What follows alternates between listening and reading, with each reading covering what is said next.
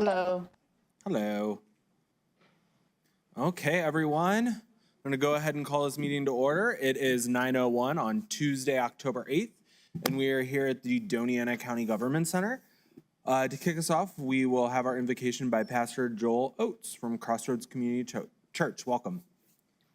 Thank you so much for having me, commissioners. I wanted to start out by just reading a quick passage for a moment. It's from James chapter 1. It says, "If you need wisdom, ask our generous God, and he will give it to you. He will not rebuke you for asking. But when you ask him, be sure that your faith is in God alone. Do not waver, for a person with divided loyalty is as unsettled as a wave of the sea that is blown and tossed by the wind." Let's go to the Lord in prayer. So, Father, we welcome you into this place. We ask, Lord Jesus, as every man, woman in this room this morning is fighting for families, fighting for hearts in this great county, Lord, I pray that we would go to the one that has all wisdom. Lord Jesus, I pray that we would listen to your voice, that we would solicit and petition you in everything that we say and everything that we do, so that we might not have just knowledge, but have the application of knowledge with the wisdom that only you can bring. So God, bring wisdom to this board of men and commissioners and managers, and I'm so grateful for them and the stewardship of what they're doing here in this great county. So God, I pray that you'd bless them, bless their families, their marriages, their lives, Lord Jesus. I pray, God, that you would just give us wisdom as all the proceedings go throughout today, Lord, and would we give you all the praise, honor, and glory for all that you're about to do. Lord, we love you, we thank you, and we praise you. In Jesus' precious holy name, amen. Thank you so much. Thank you. If you're able to stand for the pledge. I pledge allegiance to the flag of the United States of America and to the republic for which it stands, one nation, under God, indivisible, with liberty and justice for all. Wonderful. Brandy, if you will roll call us, please, for determination of quorum. Commissioner Reynolds, Here. Commissioner Chaparro, Present. Commissioner Sanchez, Present. Vice Chair Murillo, Present. Chair Shaljo Hernandez. Here, we do have quorum. We do have Mr. Lopez here. Any changes to the agenda today, sir? Mr. Chair, if the board approves, we would like to move item number 13 up to right after the consent agenda. We do have staff that needs to get on the road quickly, and this would be very helpful in allowing them to get to where they need to safely. Okay, commissioners, any thoughts on that? Are we okay with that change to the agenda? Yeah, I think that's okay as well.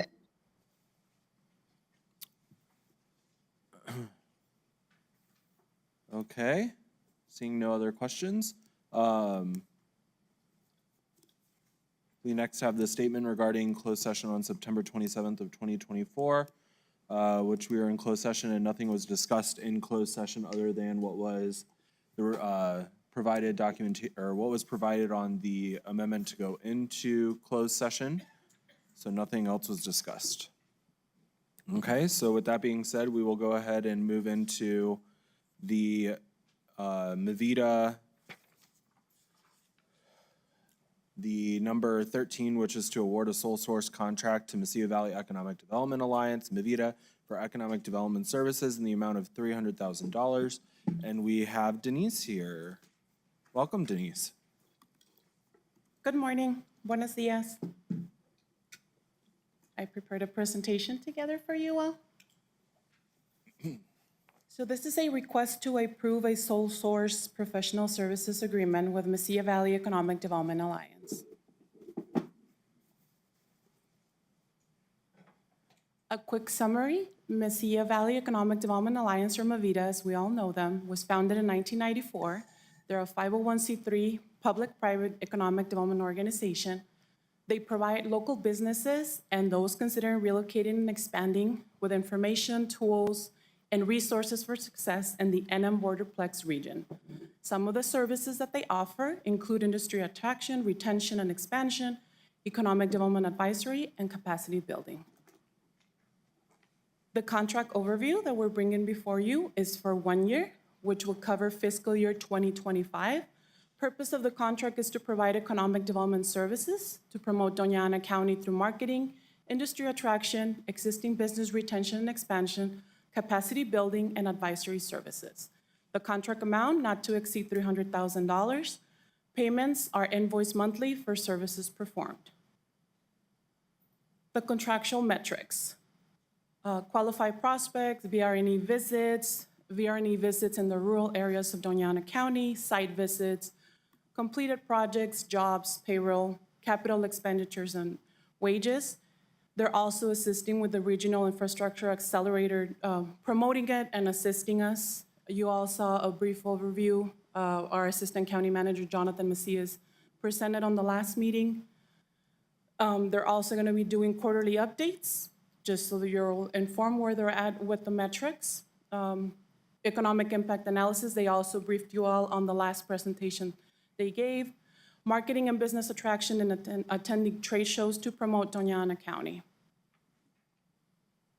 There were new metrics that we added on this contract. So they will continue with the industry certification program, the Automate Up that you all have heard about, which they received an award at the Governor's Conference about 2 weeks ago for the innovation and the success of the program. And 2 new metrics that we're adding. They're gonna assist with the marketing and support exposure for the Foreign Trade Zone 197. The Foreign Trade Zone is a really good economic development tool. We currently only have 4 operators on the zone. I am working on activating 2 new ones, but I am pretty sure with their assistance and the marketing, we're gonna get a lot more operators in the zone. Of the $300,000 that we're requesting, they're gonna dedicate $50,000 to business development and marketing activities within the target industries in Doña Ana County. So they will be able to assisting us not only with the marketing of the Foreign Trade Zone 197, but other areas of the county that have not gotten a lot more marketing and promotion in the last couple of years. These are some of the ancillary services that they offer that are not included in the contract, but they still participate and they still offer. So they do advanced manufacturing. They did an advanced manufacturing regional skill set study for talent support, some of the local incentives that they offer, and they participate in some of the strategic planning with the Santa Teresa strategic plan, and they sit on a lot of boards and they assist with the marketing and promotion of Doña Ana County. I know when I met with the majority of you, there was a concern of how we're addressing or how we're engaging our Hispanic population. Carlos is gonna help me pass out a bilingual marketing brochure that they actually have. It's completely in Spanish and it talks about some of the services and the incentives that they offer. So I understand the importance of us having bilingual documents, so that would be something that I will ensure we do together.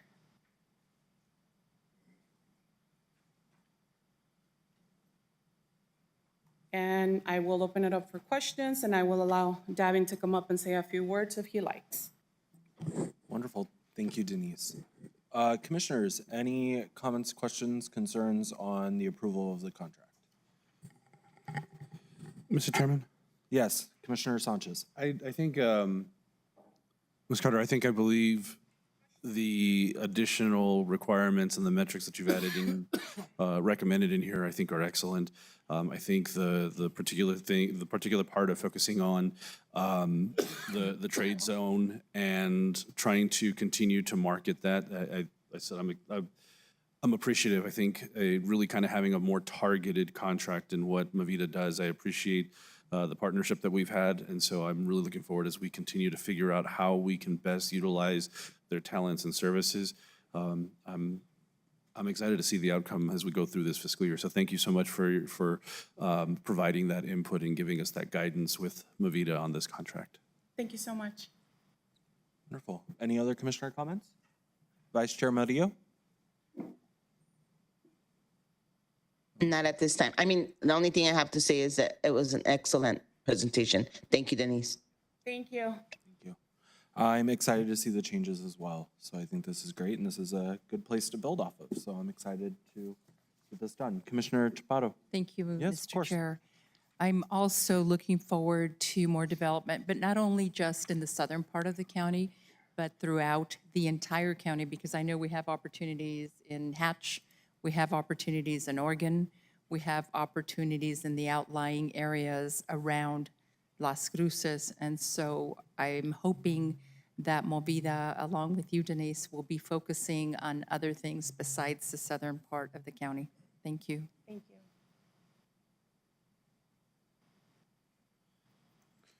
Okay. Mr. Chairman, Yes. if there are no other comments, I'd like to move approval of the sole source contract with the Mesilla Valley Economic Development Alliance. Second. Okay, we have a motion by Commissioner Sanchez and a second by Commissioner Chaparro to approve the Movida sole source contract. Any other comments, questions, or concerns? Seeing none. Brandy? Commissioner Reynolds, Yes. Commissioner Chaparro, Yes. Commissioner Sanchez, Yes. Vice Chair Murillo, Yes. Chair Shaljo Hernandez. Yes. Motion carries. Contracts approved. Thank you, Denise. Thank you. And thank you to the Movida team as well for being here today. Thank you, everyone.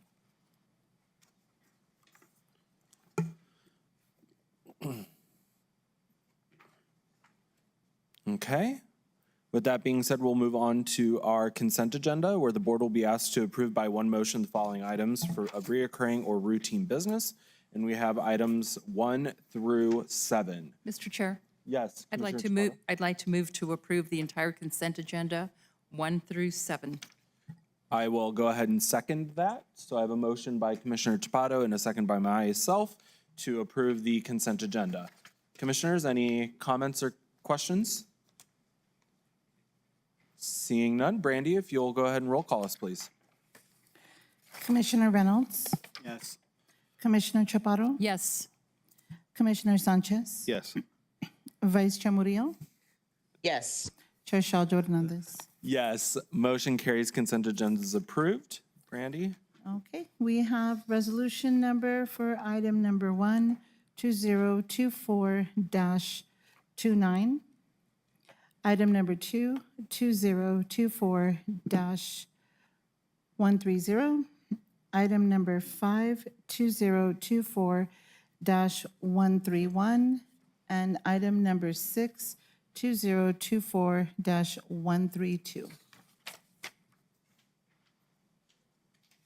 Wonderful. Thank you, Brandy. Okay, next up, we do have our pet showcase, and we have Mr. Lopez for that. Thank you very much, Mr. Chair. Our dog of the week is Love, a mixed medium 1-year-old who says, I'm a spirited pup who just celebrated my first birthday. I'm bursting with energy and always ready for an adventure. I could use a little help with some basic training to become the best dog I can be. If you're looking for a playful companion who will fill your days with joy and laughter, I'm your girl. And our cat of the week is Sybil, a domestic short-hair 2-year-old who says, I'm a friendly girl who's ready to steal your heart. At just 2 years old, I'm at the perfect age to be your loyal companion and best friend. I'm up for trying a cuddle session and some gentle playtime. If you're looking for a loving and affectionate companion to brighten your days, I'm here waiting for you. And as always, both cats and dogs are available for adoption at the Animal Services Center of the Mesilla Valley. Those are our pets of the week. Wonderful, thank you. Okay, next up we have our employee recognition, where the commission will recognize Doña County employees for their years of service to Doña County. And this will be by Mr. Lopez as well. Thank you, Mr. Chair. If I can have Lisa Hernandez come on up, and Meg, if you can join us.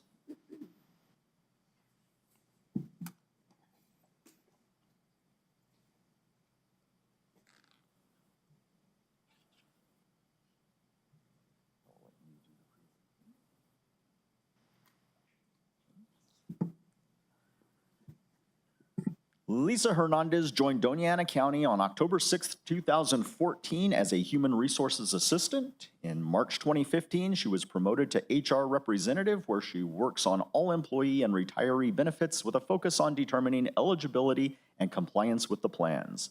She also helps employees with FMLA and modified duty forms and requests, and she is proud to be part of a department in which everyone helps each other and a team in which members share knowledge.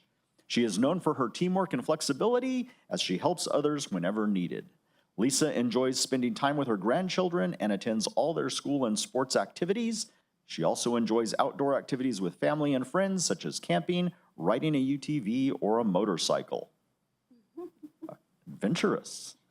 Please join us in thanking Lisa for a decade of commitment to the residents of Doña County and congratulating her on her 10th work anniversary.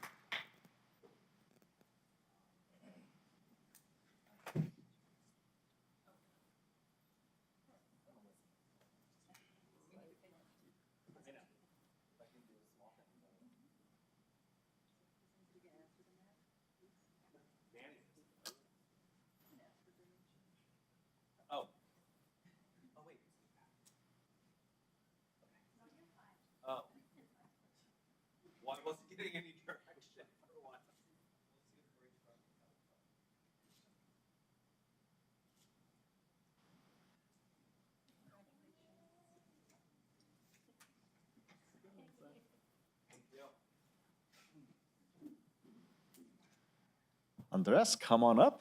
Kent, come on up as well.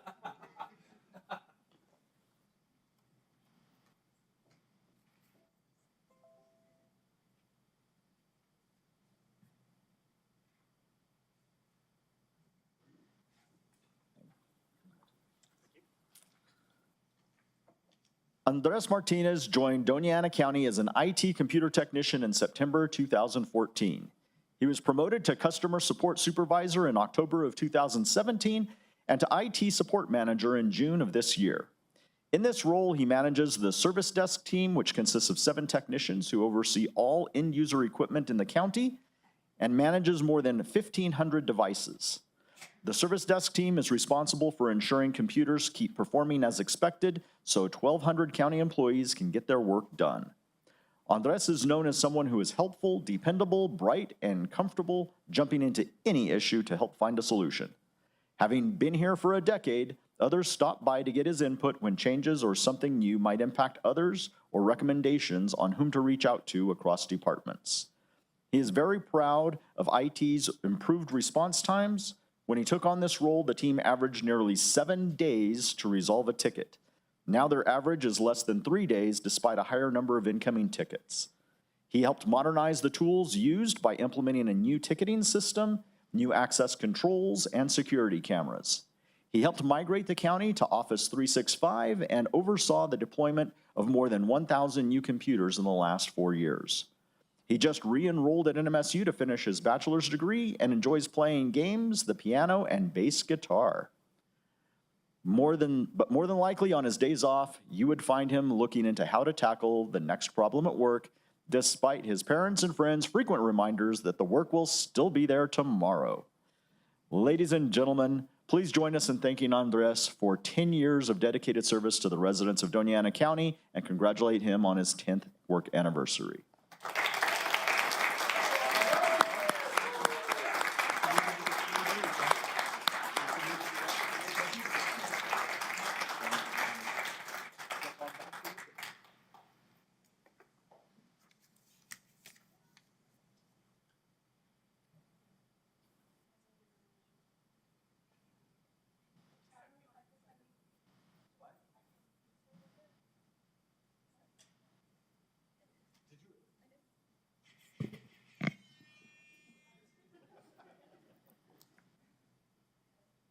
A little bit more to your, perfect.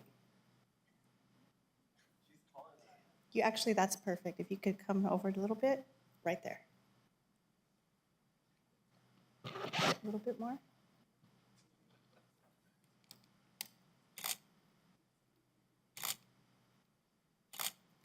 Got it. Thank you.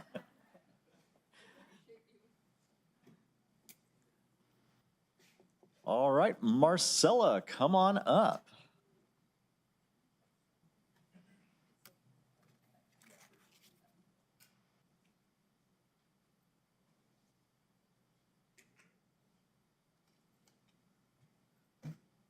Marcela Reyes joined Doña County in October 2004 as a senior IT programmer and analyst. In this role, she has seen the department grow and change significantly throughout her career. Marcela single-handedly created a software library to track all county software and licenses. During the move to the Doña County Government Center, she helped move computers and servers for a seamless transition to the new building. She has managed 2 software conversions designed to streamline indigent health data and recordings by the Doña County Clerk's Office.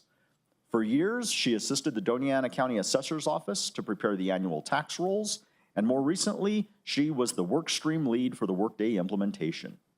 At home, she enjoys gardening and seeing beautiful flowers and vegetables grow in her front and backyard respectively. An interesting thing about her that not many people know is that she's an identical twin. So if she ignores you, it may not have been intentional. Ladies and gentlemen, please join us in thanking Marcela for 2 decades of dedicated service and congratulating her on her 20th work anniversary.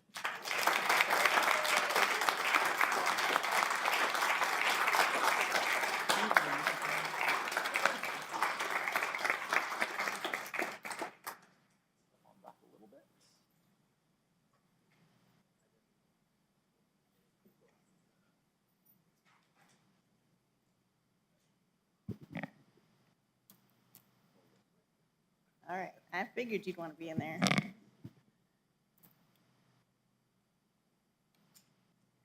Tilt it down just a little, perfect.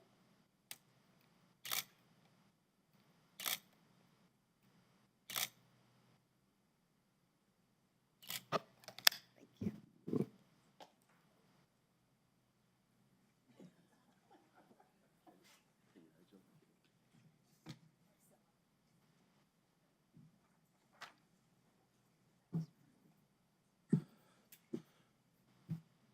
Okay, moving on, we do have one proclamation, which is item number 8, which is to proclaim the week of October 6th through the 12th as National 4-H Week in Doña County. Do I have a motion? I move approval. I will, okay, we have a motion by Commissioner Sanchez and a second by Commissioner Reynolds. Thank you, Mr. Chair. Of course, Commissioner Reynolds. Good morning. The New Mexico Agricultural Extension of Doña County 4-H program is a dynamic, non-formal education that provides youth opportunities to learn about leadership and life skills, have fun, and contribute to environmental education and community service. The 4-H Club members participate in contests, expositions, fairs related to their projects, and develop leadership skills. They practice public speaking, learn organizational skills, develop self-esteem, and decision-making strategies. This unique program is implemented by the Agricultural Extension statewide and teaches life skills that are learned through practice. Youth are also mentored to become productive, well-informed, self-reliant, responsible adults. To receive this award today, or this proclamation, we have several members of the 4-H Club here locally. But I'd love for them to come on up.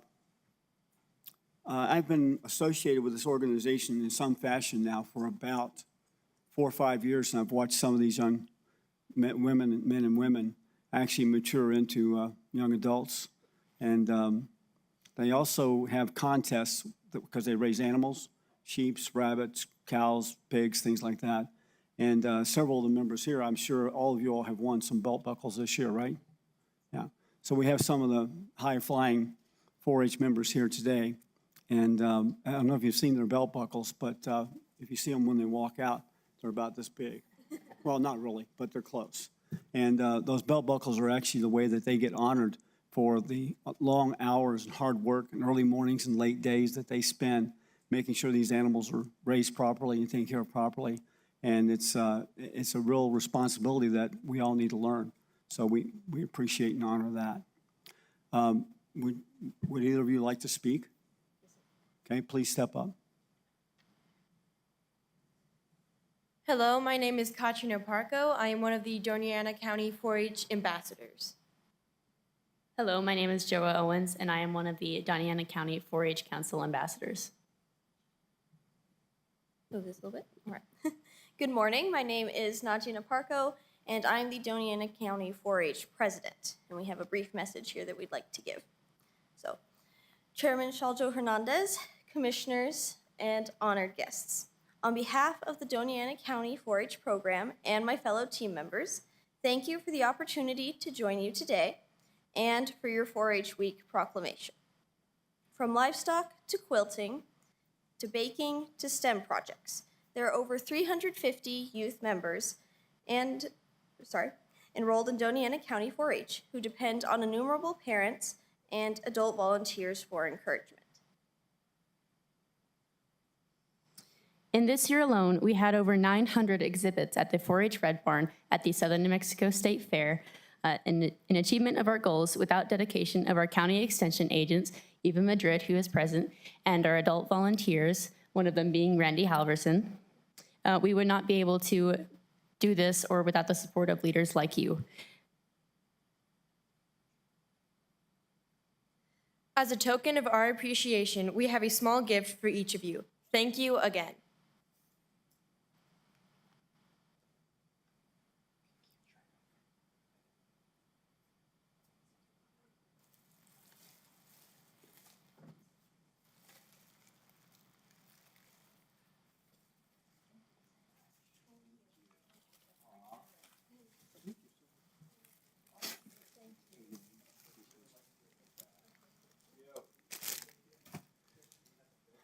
Thank you.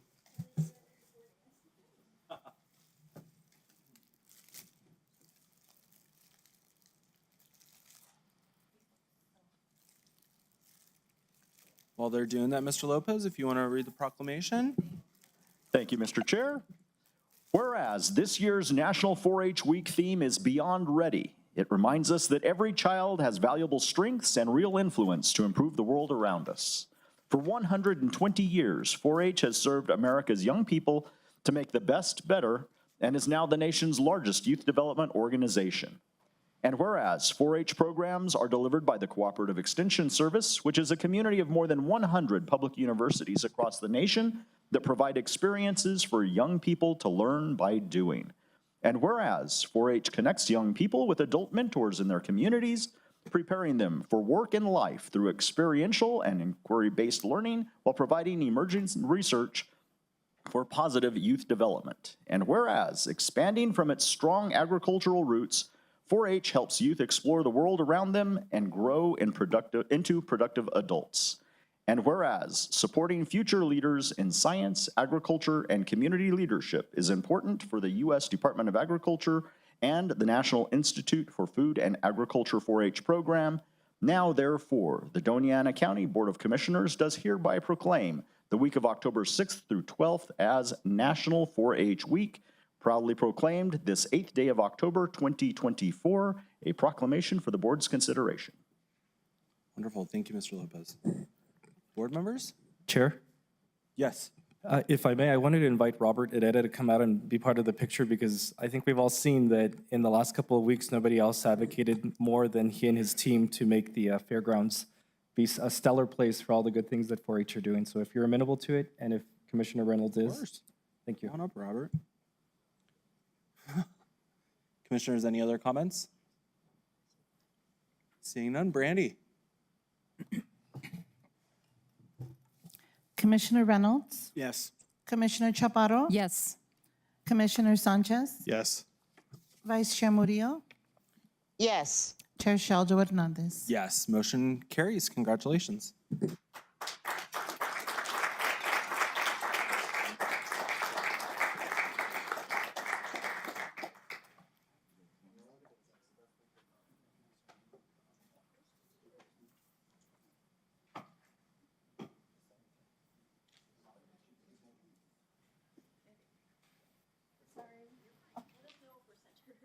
I think it looks great. If you can come in just a little. All right.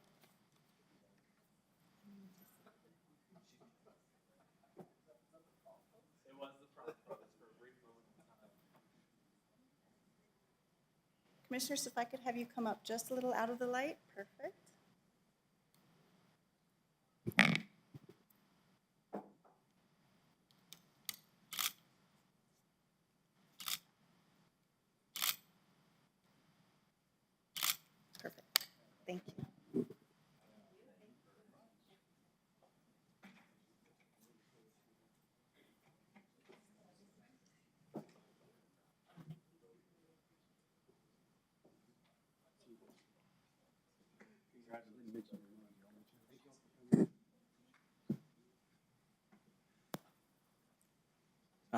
Anytime. Moving on, we do have public comment. If any member of the public would like to address the commission, you will have 3 minutes. If you'll please come up and sign the white book that will appear suddenly out of the blue, magically in front of us, to the left, and address the board. Mr. Chair, Yes. I'd like to wrap up the 4-H by saying one thing. Eva Madrid, who's walking back there with the box, she actually sponsors a lot of great events here and is deeply involved in what happens with the 4-H and a great leader in our community. So thank you, Eva. Appreciate it. Thank you. Thank you, Mr. Chair.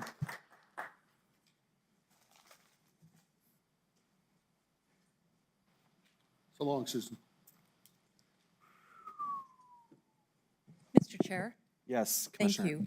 Sir, you've been harassing me, emailing me, and trying to belittle me in these meetings. You will stop immediately, or I will file a police report against you. I do not wish to hear from you, for you to email me, call me, or anything of that nature. Am I making myself clear? You have demanded you. a meeting with me and refused to meet with me.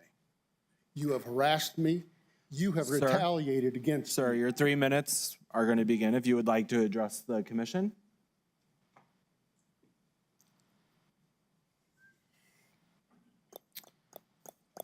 In the summer of 1801, my name is Jim Hurst. In the summer of 1801, the Baptists of Cheshire, Massachusetts, thought they would present a gift to Thomas Jefferson in gratitude for his efforts in securing the separation of church and state. It was a community effort, and they were most successful. They made a wheel of cheddar cheese that was 4 feet, 4.5 inches in diameter, 14 inches thick, and weighed 1,230 pounds. It was dubbed the Mammoth Cheese by Jefferson's critics, the Federalists. The Mammoth Cheese got delivered to the White House and served to guests until it was finally rumored to have been thrown in the Potomac River sometime about 1805. I tell this anecdote to make the point that the principle of separation of church and state is not anti-religious or anti-Christian. We have separation of church and state because the majority of Christians wanted it. They did not want a government that could use its power to advantage any sect over another. They did not want a government that could tell them what to believe or how to worship. They didn't have any desire to make religious law or secular law. To make religious law or secular law. In today's culture, many Christians take the assertion of separation in church and state as an affront to faith. That is generally not the case. I assert the separation of church and state as a defense of my religious liberty and the religious liberty of others. I have no desire to impose my beliefs on you in any way. I ask that you don't impose your beliefs on me. You are imposing your beliefs on me and others by making them a part of these proceedings.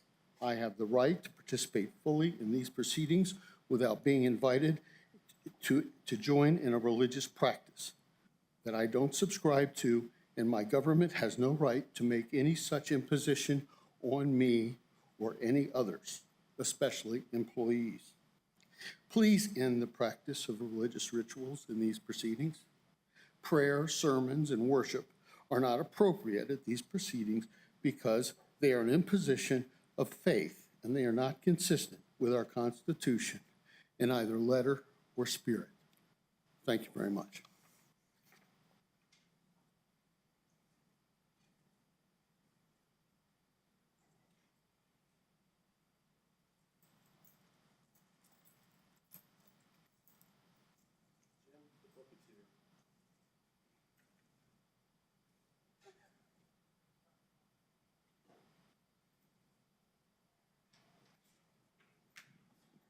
Mr. Chair, may I have a hold on the clock for a public announcement? Sure. I'll allow it. Let's do it. Today's the first day of voting. It is. and you probably noticed the long lines out there.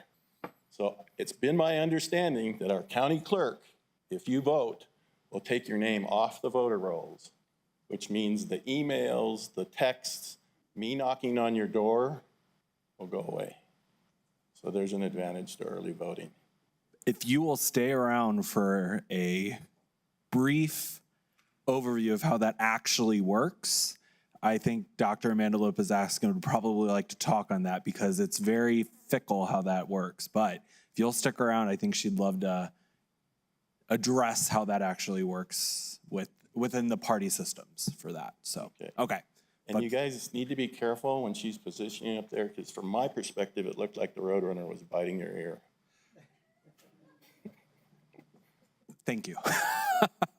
Thank you, Mark. That's the end of the paid service, unpaid service announcement. So I've talked about this before. When I went to Germany after the last election, the Germans all told me that we know your election was stolen. The Germans are real big into math and they understand statistics. And when lines go like this and they suddenly disappear and then they come out like this, in exactly the states that needed to happen, the Germans know, as we should have known, that something went wrong. Now you're going to be really surprised. I'm glad you all are seated. I don't believe the Democrats did that. So, if you've watched the Star Wars series, there's a part in the Star Wars series where old Ben Kenobi, Luke Skywalker when he's young, and the two droids are in a sand surfer thing, and they hit a checkpoint that are looking for the droids. And old Ben says, "These aren't the droids you're looking for, they can go now." My point to this is every time somebody comes up here and says something about voting, our county clerk says, "We've got the greatest system, we're number one." And that is, I understand that, I get that, but somebody got hacked. New Mexico can be hacked. When we're hacked, somebody ought to stand up, both Republicans and Democrats, and I'm very upset that that didn't happen last election, should have said, what happened there is wrong, we need to investigate it. Thank you, have a good day. Oh, Mark Feith.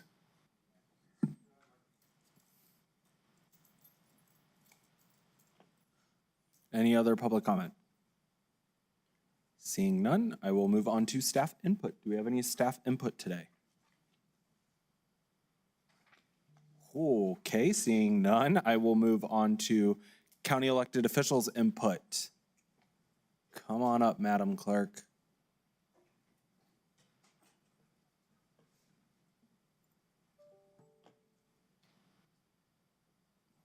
Mark kind of stole your thunder a little bit.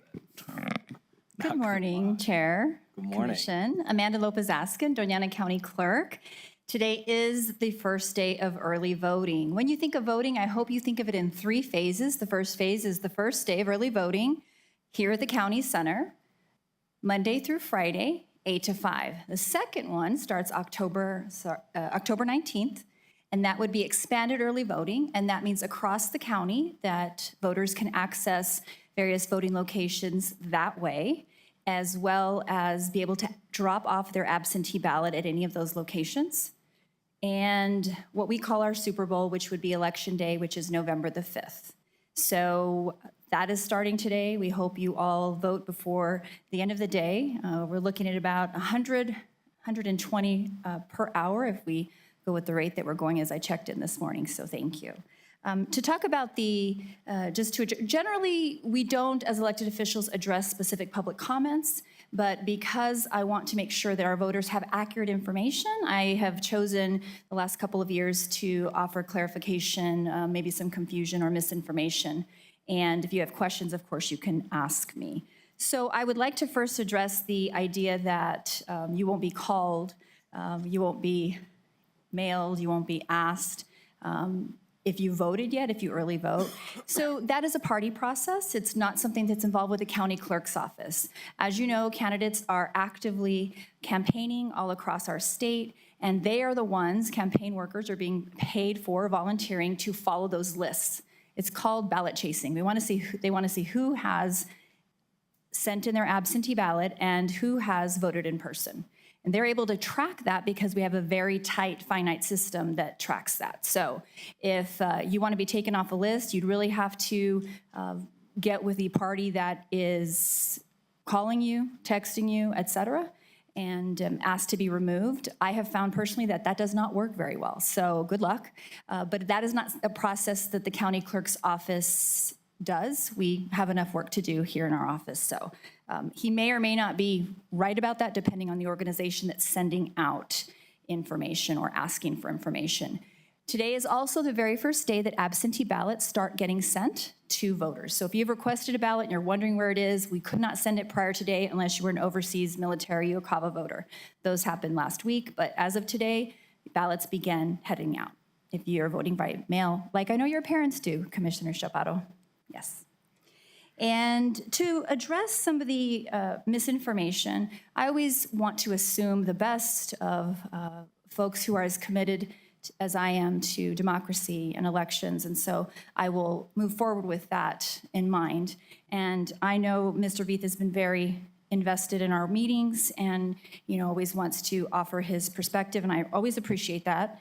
So what I will say is, I quoted him, "Somebody got hacked." That's a vague statement for a big allegation. And the problem with that is that there are some people that believe that. And without any evidence, without any proof, we are talking exhaustive, not just statewide, but national litigation that again and again and again has proven that our election system, although not perfect, is sound, fair, and free to our country as well as our state. I will always talk about elections in New Mexico being number one, and I don't say that in the sense that go team go, although I do think that.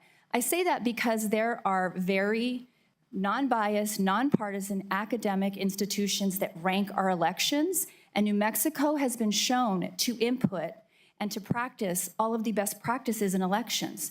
Now, if you think about the field that you respectively work in, whether that's welding, whether you're a physician, think about all the best things you could do within that work. And that's what we do in New Mexico connected to elections. So every single time there is misinformation, I will come and say that is just not true. And it's unfortunate that that is being continued to, that's the narrative that continues, because you are affecting voter confidence. You are affecting voters that may want to participate but choose not to because they hear something is amiss.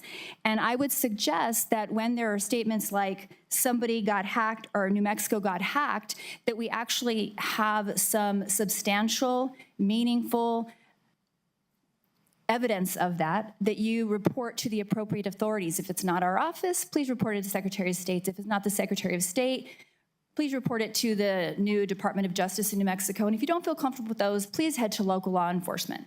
These are something that we take more seriously than anyone because we are in charge of the process. I was born and raised in this community. I take deep pride in the work that our staff does and our election officials. When you attack elections in New Mexico, you are attacking our community because they're the infrastructure that makes sure that elections happen. So thank you for listening to me. If you have any questions, I'm happy to answer that, but happy voting. All righty, thank you.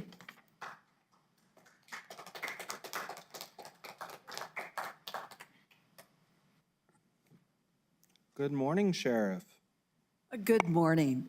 I do come in peace, and I want to point out something that for me in the last 4 months has been a true breath of fresh air. Stephen Lopez, thank you so much for your leadership as an interim.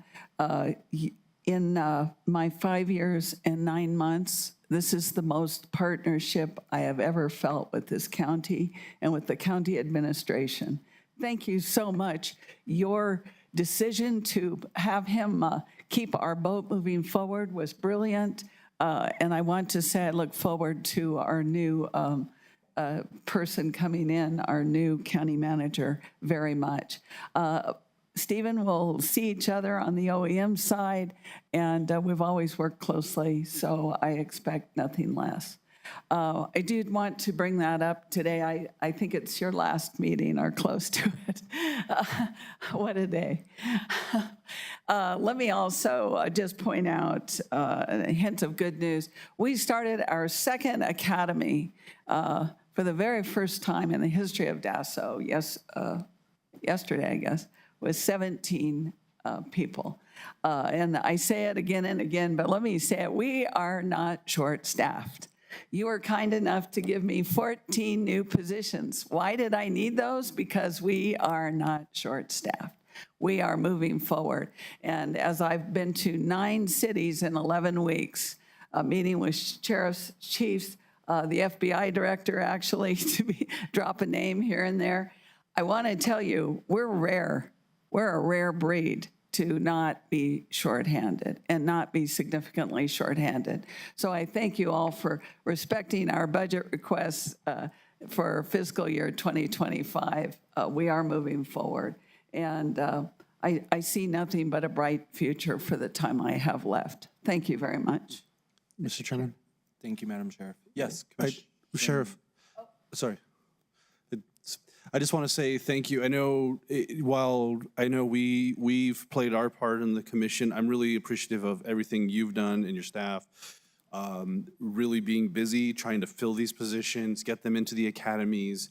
And I think the vision that you've continued to have for DASO with some of the new facilities and stuff, I'm excited to see where we continue to grow. So thank you so much, Sheriff. I appreciate that. Thank you. Anybody else? Yes, Mr. Commissioner, Chair. yes. Thank you. Sheriff, I'd like to thank you. In the last few months, I've seen cadets sitting in each courtroom, and I think it's so important for them to know the legal process, know how to present cases, watch what the prosecutors are doing and the defense attorneys are doing. So that's the first time I've ever seen that. So kudos to you and your staff. Thank you, and thank you for bringing that up. One of our secrets to recruitment, and I hope this isn't being publicized anywhere, is we bring them on the minute we hire them. And we have them do those kinds of functions. They begin to know not only what the sheriff's department is actually involved in, but to sit into very important areas like that. One thing, and I haven't had it yet, I don't want one of them to say, I don't know what this job is about and quit on the first day. We haven't had that yet, but it helps to inform them about all the duties of a sheriff so that when they get to the academy, they're ready to commit, and that is part of that process. Thank you. Thank you. Wonderful. Thank you, Sheriff. Any other county elected officials? Moving on to county commission input. If any commissioner would like to. Yes, Commissioner Chapato. Thank you, Mr. Chair. Just to remind everyone that is listening to this meeting that North Carolina and Florida are experiencing huge devastation. And if we can remember to perhaps donate to the Red Cross or any other agency that Mr. Lopez can remind me of at this time. I know the devastation is horrific and they're expecting more. So if any of you can spare change, a few dollars, maybe get with some organizations that are sending food and water, I'm sure it'd be much appreciated. Thank you, Mr. Chair. Thank you. Mr. Lopez, I saw your hand up.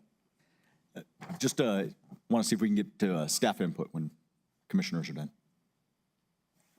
Oh, I did that and no one said anything. Oh, I'm sorry. I missed No, that. okay, yeah, staff Okay. input really quick. Or let's finish commissioner comments Yes. and then we'll go to staff input. Commissioners, anything else? Mr. Chairman? Yes, Commissioner Sanchez. Thank you. I just wanted to remind the public that I'll be having a few constituent meetings over the next week. Tomorrow, during the day, we'll be having one at the Radium Springs Community Center. That will be starting at 11:30. Sorry, I was just looking here on the calendar. I'm just. Thank you. Sorry, 11:30 to 12:30 at the Radium Springs Community Center over off of Lindbeck Road. On Thursday, we'll be in the village of Doña at the Doña Community Center on Ledesma. That will be at 6 p.m. Thursday evening. And then next week on Thursday evening, from 6 to 7 p.m. will be in Garfield at the Garfield Elementary from 6 to 7 p.m. So I hope to see those members of the community out there, and we'll be out there with our various departments. That way we can hear your concerns, understand how we can continue to serve the public. So thank you, Mr. Chairman. Thank you, Commissioner. Commissioner Reynolds? Yeah, go ahead. Thank you, Mr. Chair. Yeah, I have a few announcements as well. Tomorrow morning at 9 o'clock, we have the MRVDA meeting in the building right next door here, which is open to the public. Starts at 9 a.m. On Friday, Casa de Peregrinos is having a groundbreaking ceremony for the new food pantry down in Chaparral at 9 a.m. Also, I'm actually walking at White Sands Little Elementary, doing the walk to school Friday morning at White Sands Missile Range. Of course, anybody else is welcome to join us at that. Next week, we have a crew meeting at 5:30 on Wednesday, October the 16th. It'll be down in Sunland Park, if anybody wants to join that. And then we have some Veterans Helping Hands is actually on October the 18th and on Valley Drive. It's actually a ceremony where we actually have a lot of veterans come in, and they get to have some medical tests run for them. They get to pick up bags, backpacks, clothes, boots, things like that to help them into the winter, blankets. So anybody who's a veteran is actually welcome to join that. That's actually at 709 South Valley from 9 a.m. to 1 p.m. on Friday, October the 18th. It's called Veterans Helping Hands. And let's see, and then early voting starts at other locations on October the 19th. So look for that. Thank you very much, Mr. Chair. Thank you. Vice Chair Murillo, anything? Yes, I wanted to thank Sheriff Stewart. I didn't have a chance right now. Thank her for these couple of months, like what I'm echoing Commissioner Chaparro's sentiment that a lot of the sheriffs down here in the southern part have done well, like the presence, more presence around here. So I want to thank her for that. And also a lot of the cadets that were sworn in happen to be from this area. So I'm very happy that they got some cadets that are from this region. And thank you. Thank you, Commissioner. I just wanted to take this moment to, again, thank our interim county manager, Stephen Lopez. It has been a pleasure working with you the past few months. I'm really excited about the future, and I'm really grateful that you're still here today to help move us in that way with our incoming county manager. And I just want to say thank you. I'm really grateful that you have stuck around and we haven't chased you off yet. And I just want to, again, just say thank you very much. So thank you, Stephen.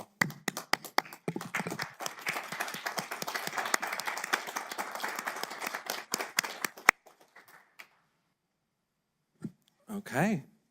With that being said, we do staff input. Yes. Thank you for reminding me. Thank you, Mr. Chair, and apologies for missing the cue earlier. Thank you, Sheriff, for your comments. Your partnership has been greatly appreciated and look forward to continuing that. And thank you, Mr. Chair, for your comments. Start off with former Senator John Arthur Smith died yesterday, Monday, October 7th, in his Deming home. Part of his Senate district did include for a while Doña County. I had the distinct pleasure of working with him on a couple of pieces of legislation during his time in the New Mexico Senate and greatly appreciated his willingness to take the time to have open and honest dialogue. There will be more time to acknowledge his contributions to our area in the future, but I wanted to take a moment to officially note his passing and extend my appreciation for his leadership. The commissioners are aware that we are really getting underway with our strategic planning, and one of the items needs the board, each individual commissioner's input. One of the items is that each commissioner is supposed to adopt one of the vital conditions. And so we will be scheduling some time for County Manager Scott Andrews to discuss that with each of you, but wanted to give you kind of a heads up so that you can start kind of looking at those and see which vital condition you would like to be personally engaged with. And then related to that, we are supposed to be setting up as part of the strategic plan a year-long schedule of work sessions with the board, which are supposed to be quarterly meetings for feedback from the public. We will be bringing recommendations to the next BOCC meeting on when those might be, but are asking the commissioners to let us know if they have any particular things they would like us to take into consideration, if they have any particular windows which they will be out, and any special conditions for the meetings that you might like us to meet, like having them on evenings, weekends, the length of the meetings, number of topics for the meetings, and those types of things, so that we can bring you a good plan. Also, related to last meeting, OEM will be taking the lead on bringing forward a resolution authorizing an emergency housing funding program for the indigent and unhoused. We will invite multiple proposals from throughout the community to show how entities will use any funding from the board to expand capacity for emergency housing, particularly housing during extreme heat and cold emergencies. And then finally, October 16th is World Restart a Heart Day, which encourages bystander CPR. There are 3 simple steps to remember. Call 911, push hard and fast in the center of the chest until help arrives, and use an AED if one is available. For those who want to learn more, they can reach out to the Office of Emergency Management to inquire about the various CPR and AED courses that are available free of charge thanks to the funding provided by this board. And that wraps up staff input for today. Well, thank you, Mr. Lopez.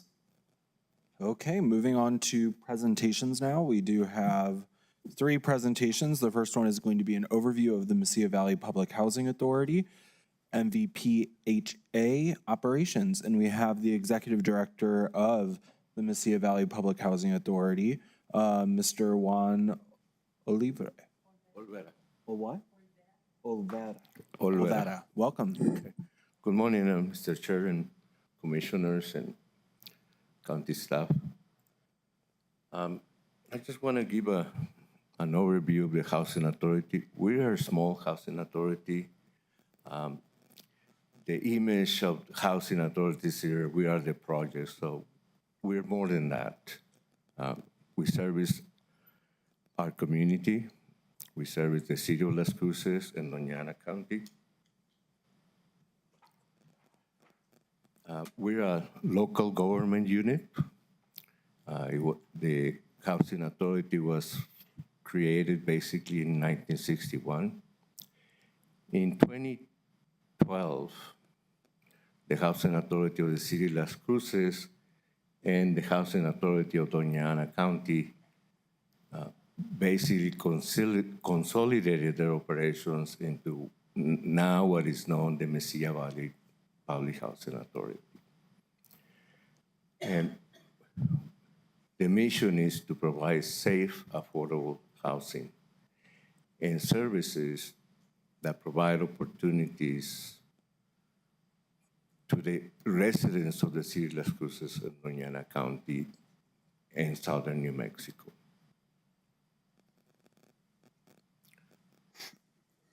Basically, the housing authority is governed by a board of directors. There are 5 directors.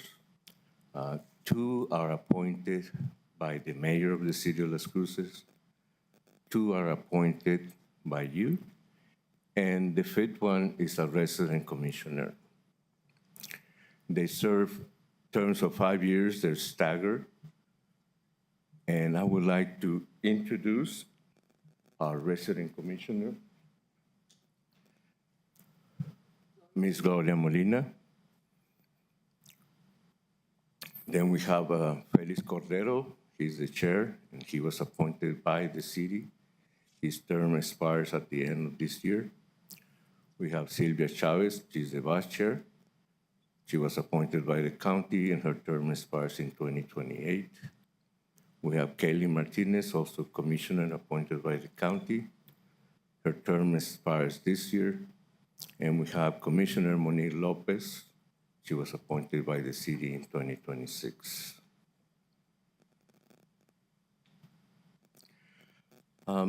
I also would like to introduce the management team for the Housing Authority. First, I have Elizabeth Garcia. She's the Director of Finance and also Deputy Director.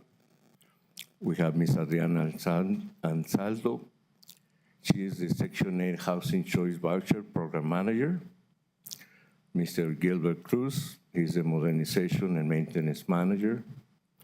Ms. Galen Herrera, she's the Property Manager.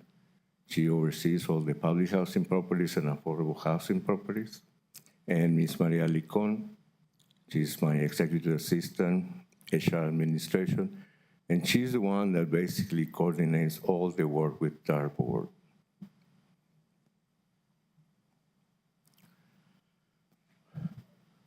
We have 248 public housing units.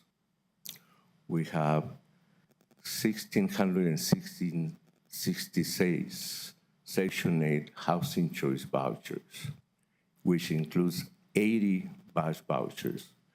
The BASH vouchers are for veterans. Those are basically vouchers that are joined between the Veterans Affairs and HUD. We have 40 multifamily units, and then we have 681 tax credit and non-subsidized units. Our annual operating budget is about $11 million. We're designated by HUD as a high performer, and the annual economic impact to the county is about $15 million. We house over 6,000 low-income New Mexicans, and as I say earlier, we're a small housing authority. We only have 31 employees.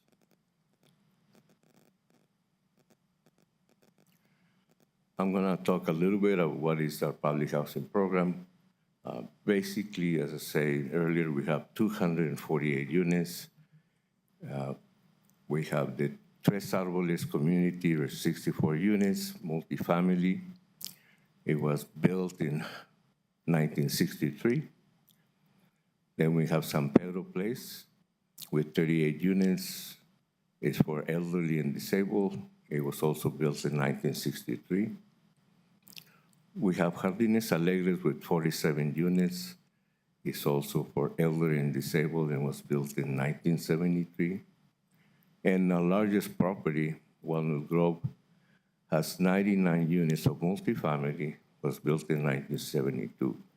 We also have one additional unit on Walnut Grove that basically is a Head Start school that we partner with the New Mexico State University.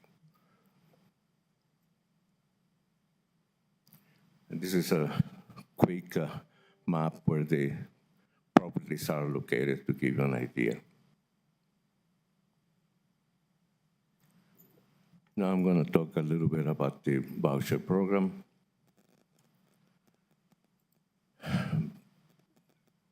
What is the purpose of the voucher program? The voucher program basically works that when we have individuals or families that qualify to receive a voucher, they get a voucher and go into the rental market to find a unit that will accept that voucher. We have landlords that will accept that voucher. And there's a three-way arrangement. Basically, the housing authority pays a portion of the rent, the resident pays the other portion of the rent. The lease agreement is between the tenant and the landlord, not with the housing authority. The housing authority has an agreement with the tenant to provide that portion of the rent. We basically pay about $7.9 million a year on housing assistance payments to the community. And as I mentioned, we have over about 500 landlords that participate in the program.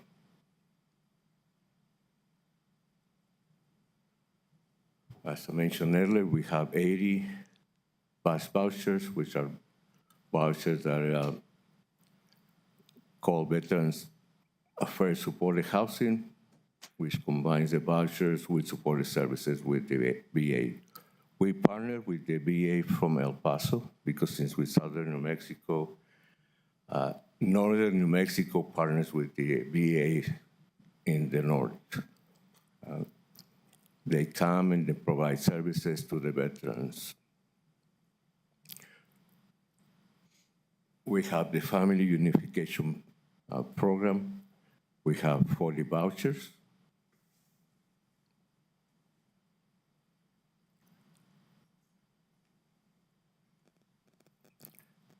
And basically, we have the non-elderly disabled vouchers. We have homeownership vouchers, and the rest, we have about 1,400, what we call just regular vouchers. We have a property that's called Section 8 New Construction, Multifamily Housing. The name is Jardines Verdes. We have 40 units, and it's located on Burley Court here in Las Cruces. Here, the rental assistant goes to the unit, not the tenant. So it always stays there. It's a project-based rental assistance. We have other affordable housing properties. Basically, we have 18 units for Almendra. It was built in 1972. And we have 20 units at Oak Street. I don't know if you're familiar with Oak Street. Oak Street, basically, we have a partnership with the Mesilla Valley Community Hope to provide services, and we use that facility to house veterans. We built a community center, offices for our partners to provide the services. It's right at the corner of Union and Oak Street. It's in my district. I've been there several times. Pardon? I said I've been there to Oak Street several times. It's in my district, around the corner of Union and Main Street. Yeah, and we just basically, we're in the process of finishing a rehab. We received from the City of Las Cruces $300,000 on CDBG funds. And also we applied for ARPA funding. We received about $300,000. And we did all the interior remodel of the units. We put security cameras. Yeah. We rebuilt the stairways.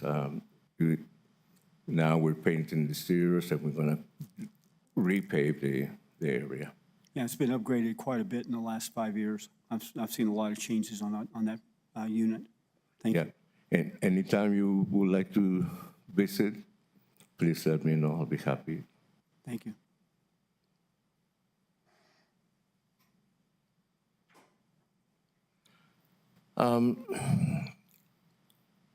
Why do I include the low-income housing tax credit? Because it's one of the ways that we have been using to finance development and construction of new units. Here in the state of New Mexico, this program is managed by the New Mexico Mortgage Finance Authority. It's a very competitive process, the 9% tax credits. Basically, there are in excess of 15 applications every year. About 6 get funded. But I just wanted to give you an idea. The Housing Authority owns 9 tax credit properties. We have 2 in Anthony, Cimarron 1, Cimarron 2. There's a Palms, which is very close to here, right? So you're familiar with that. Falcon Ridge is in Hatch. So we serve in the rural community. We have the 2 Montana seniors. We have Robelo Ridge right here on Medina also. Stone Mountain, and Desert Hope. I'm going to talk a little bit more about Desert Hope.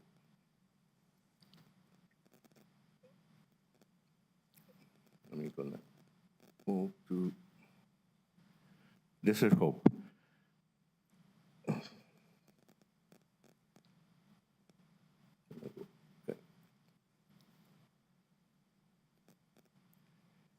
Yeah. Desert Hope, we basically got a team together, which was the Mesilla Valley Community Hope, to provide all the supported services. We have the City of Las Cruces and the Housing Authority. We applied for 9% tax credits in 2018. We were not successful. Then we applied again in 2019, and finally we were successful. Initially, that property had 20 two-bedroom units, so we converted those into 40 efficiency units. We also added a community building with kitchen, laundry, and offices. This is a permanent supportive housing. Basically, is to house homeless. The homeless are basically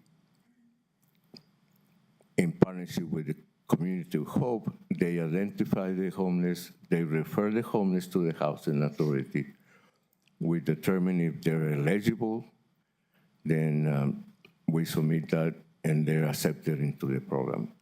Community of Hope provides the supportive services. That's why it's called as permanent supportive housing. It was the first in the state of New Mexico.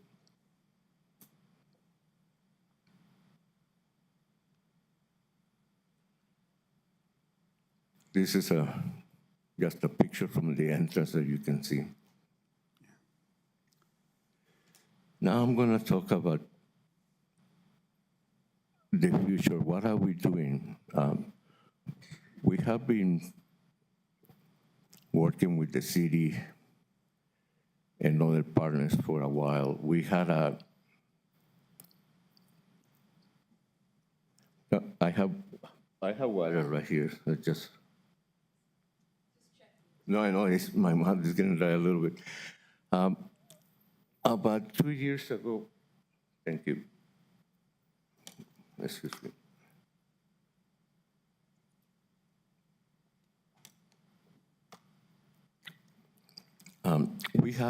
We had a design charrette. We had partners, and then we had the police department, we had the utilities, and so we spent a couple of days going over about redesigning this property. The picture you see there right now is San Pedro, and also includes our offices. And to the west side, I don't know if you see that on Campo, is a parking lot. That parking lot belongs to the city. So with the redevelopment by the city of the El Paseo Road, so we're talking about redevelopment, this property, and we're calling it Paseos Verdes. So phase one is to build on that empty lot.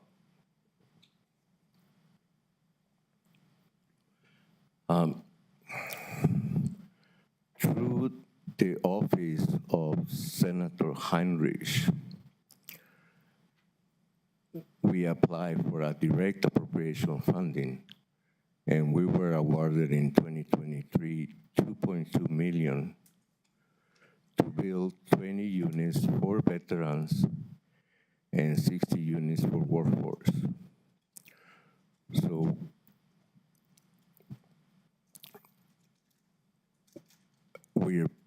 the city is gonna donate that land next to the Housing Authority offices.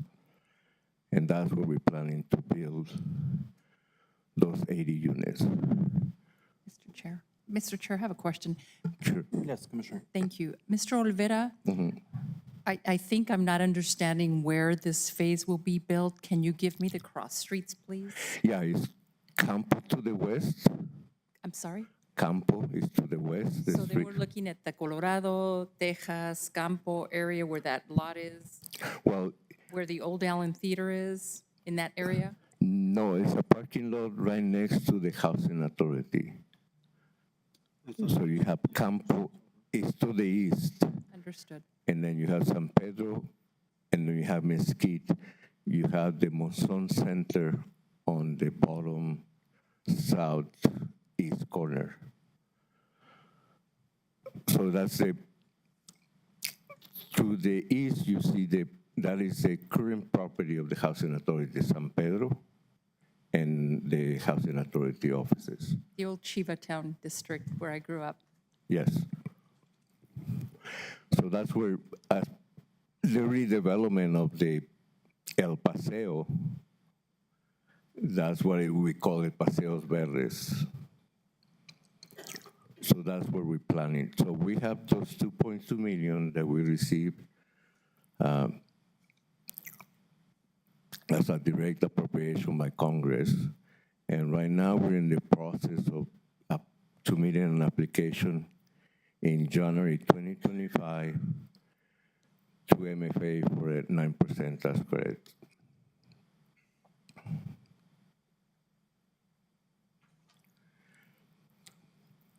At the end, this is what we planning on. The way it's gonna look, it's gonna be 3 phases. We basically gonna have 218 units, 113 on workforce, 20 veterans, 85 senior units. And part of on the design charrette, we wanted to have, well, all the partners there, like a green corridor. That's what you see that is going there. And also we have placed a senior community. We're gonna consolidate all our senior units right in that southeast corner because across the street is the Monzon Center. So then they have the services right next door.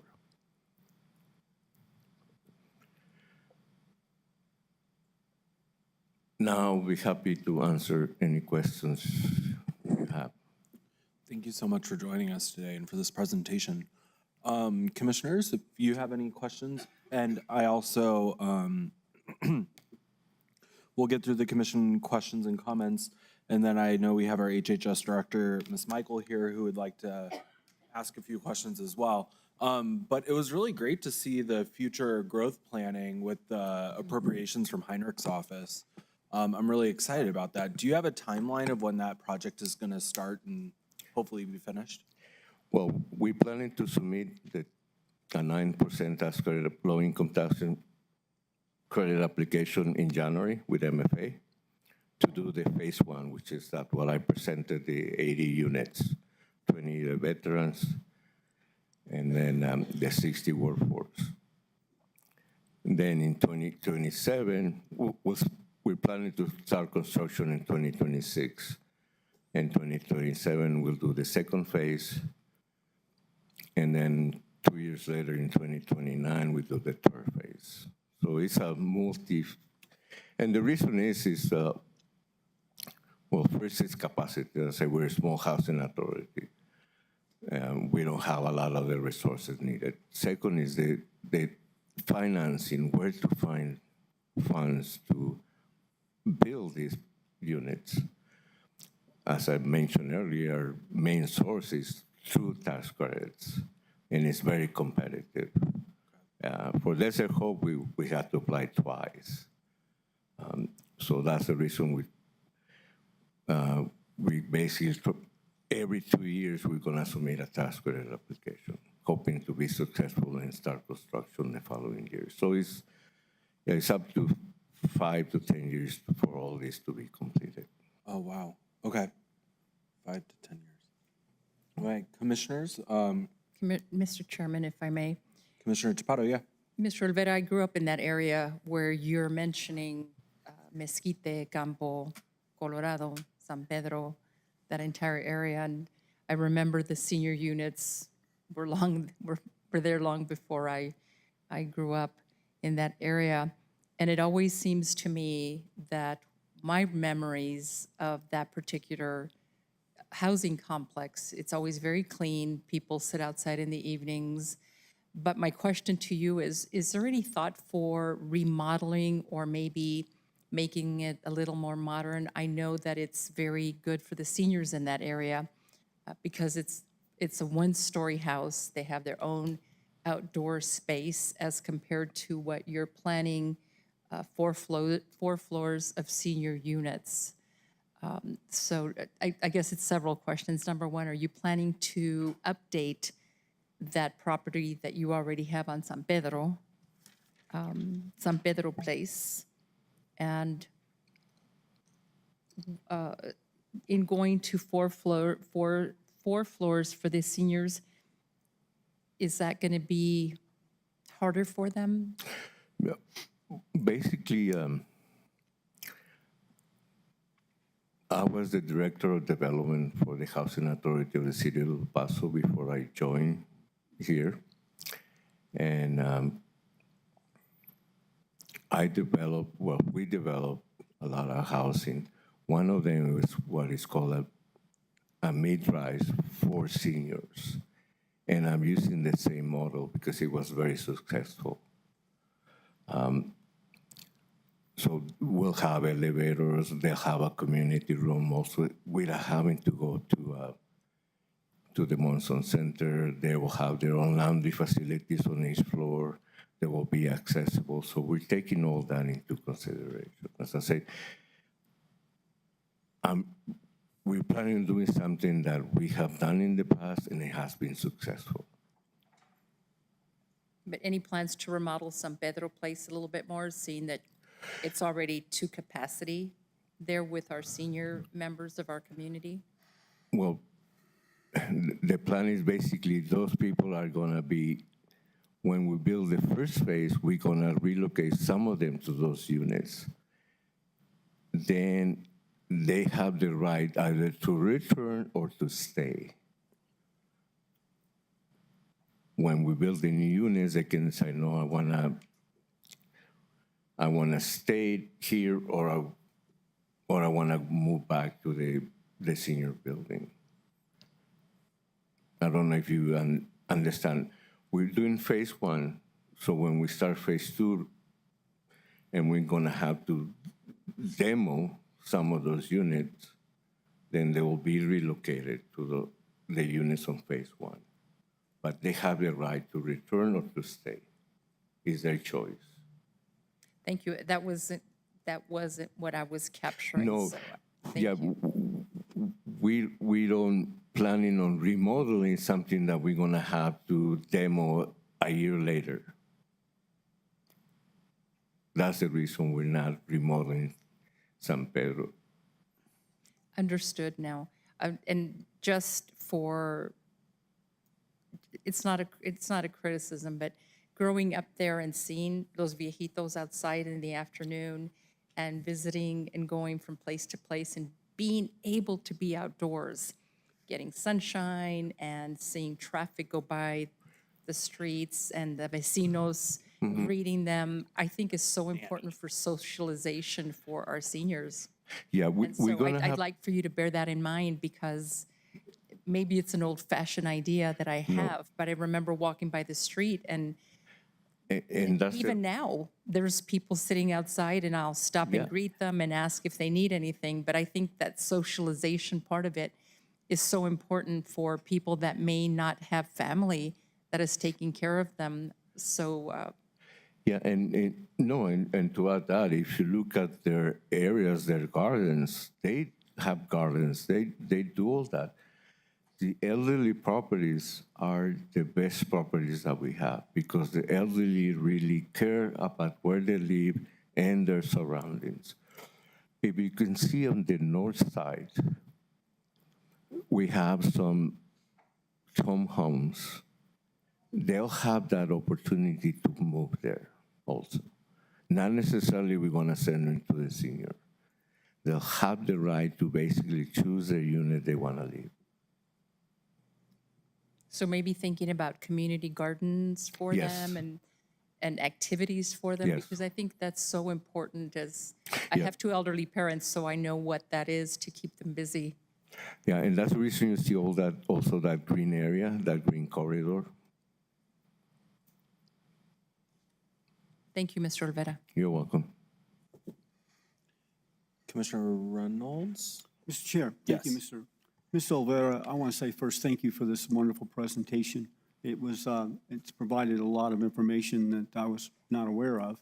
But also, I had a lot of the units that you've mentioned here today, before the redistricting were in my district, and I think they're great units, and I think you guys do a great job.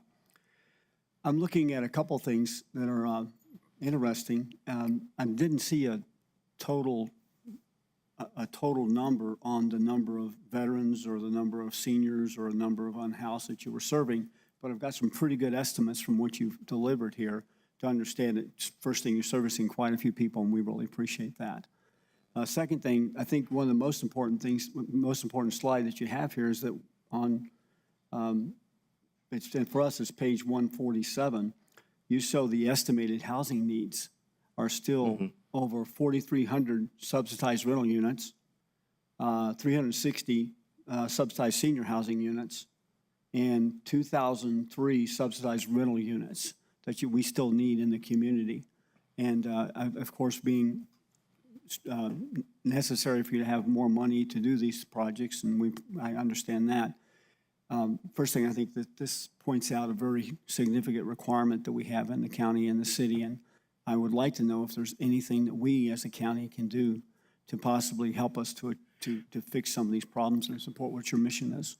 Yeah, I would like to continue our partnership with the county and with the county staff to look at opportunities. How can we improve and develop housing in the county?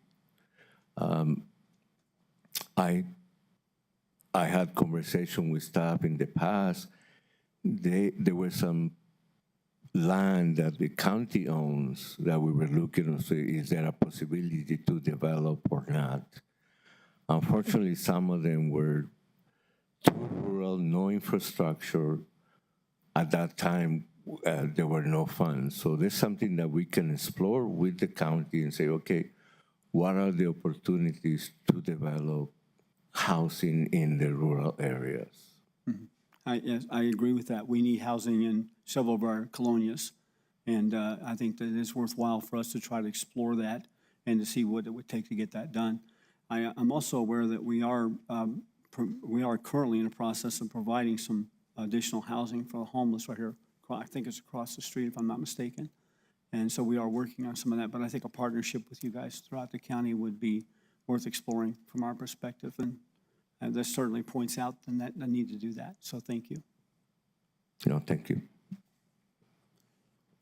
Any other commissioner?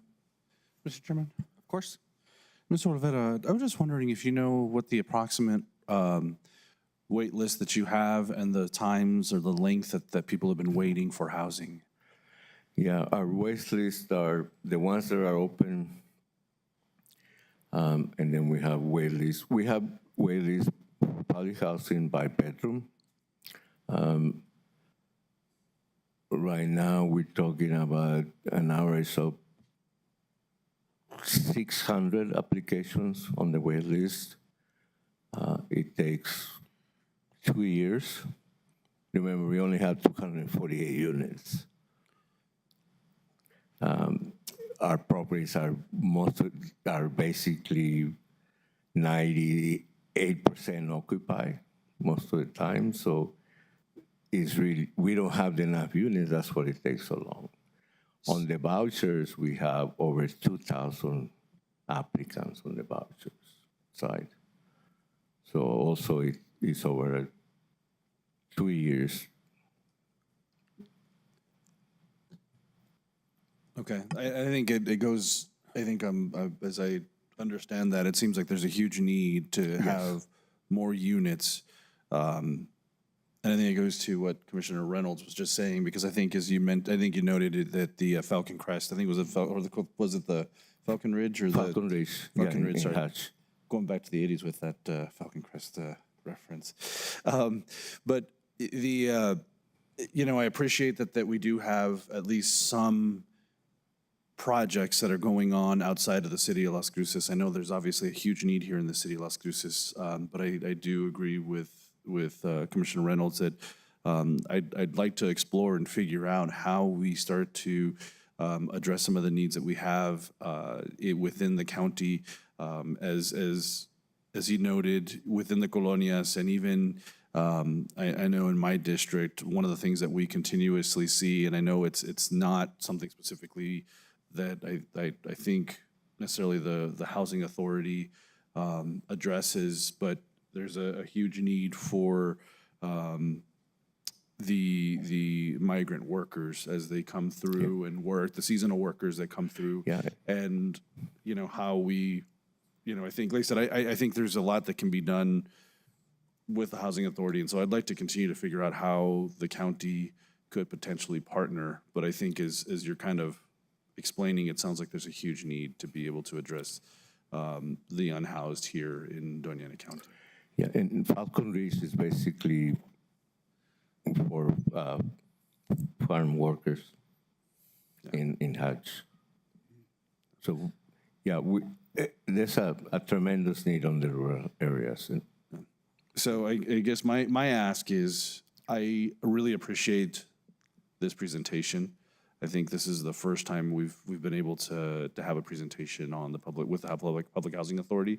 I want to see how we, have another, have you on a regular interval to come and at the same time working, trying to see how we can partner with the housing authority so that way we can figure out new projects. So thank you, Mr. Rivera. Thank you, Mr. Chairman. Thank you. So just a really quick question. So you said that the wait list number is 600 looking for units, and you said 600 by bedroom, so we have 0 bedrooms, 1 bedroom, 2, 3 bedrooms, 4, 5. The average is about 600 for each of the bedroom sizes. 600 for each bedroom size. Yes. So you're looking at closer to 1,800 people waiting. 2,400. Pardon? 2,400, is that correct? Yeah, run. So you have 2,400 people waiting. Yep. On the public housing. And then how many people are on the voucher wait list? It's over 2,000. 2,000? Okay. And Mr. Chair, once you're done, I'll have a question. Thank you. Yeah, I'm just taking notes really quick. Okay. And then for the estimated housing needs, is this updated quarterly by you all, or? Well, these numbers come from the county and the city. So I will get updates from them. My numbers might be Where did you get these numbers from the county? from the county affordable housing plan. Okay, I will have to dig into that. And the city also has a housing affordable plan, both. Mr. Chair, Doña Ana County. Yes, sir. I believe we have I think one of our assistants or one of our directors is going to present on this as well. We can have a discussion with somebody from our office. No? Were you going to talk about Jamie was going to ask a question if we had time, I think, or make a statement, but where's our affordable housing plan?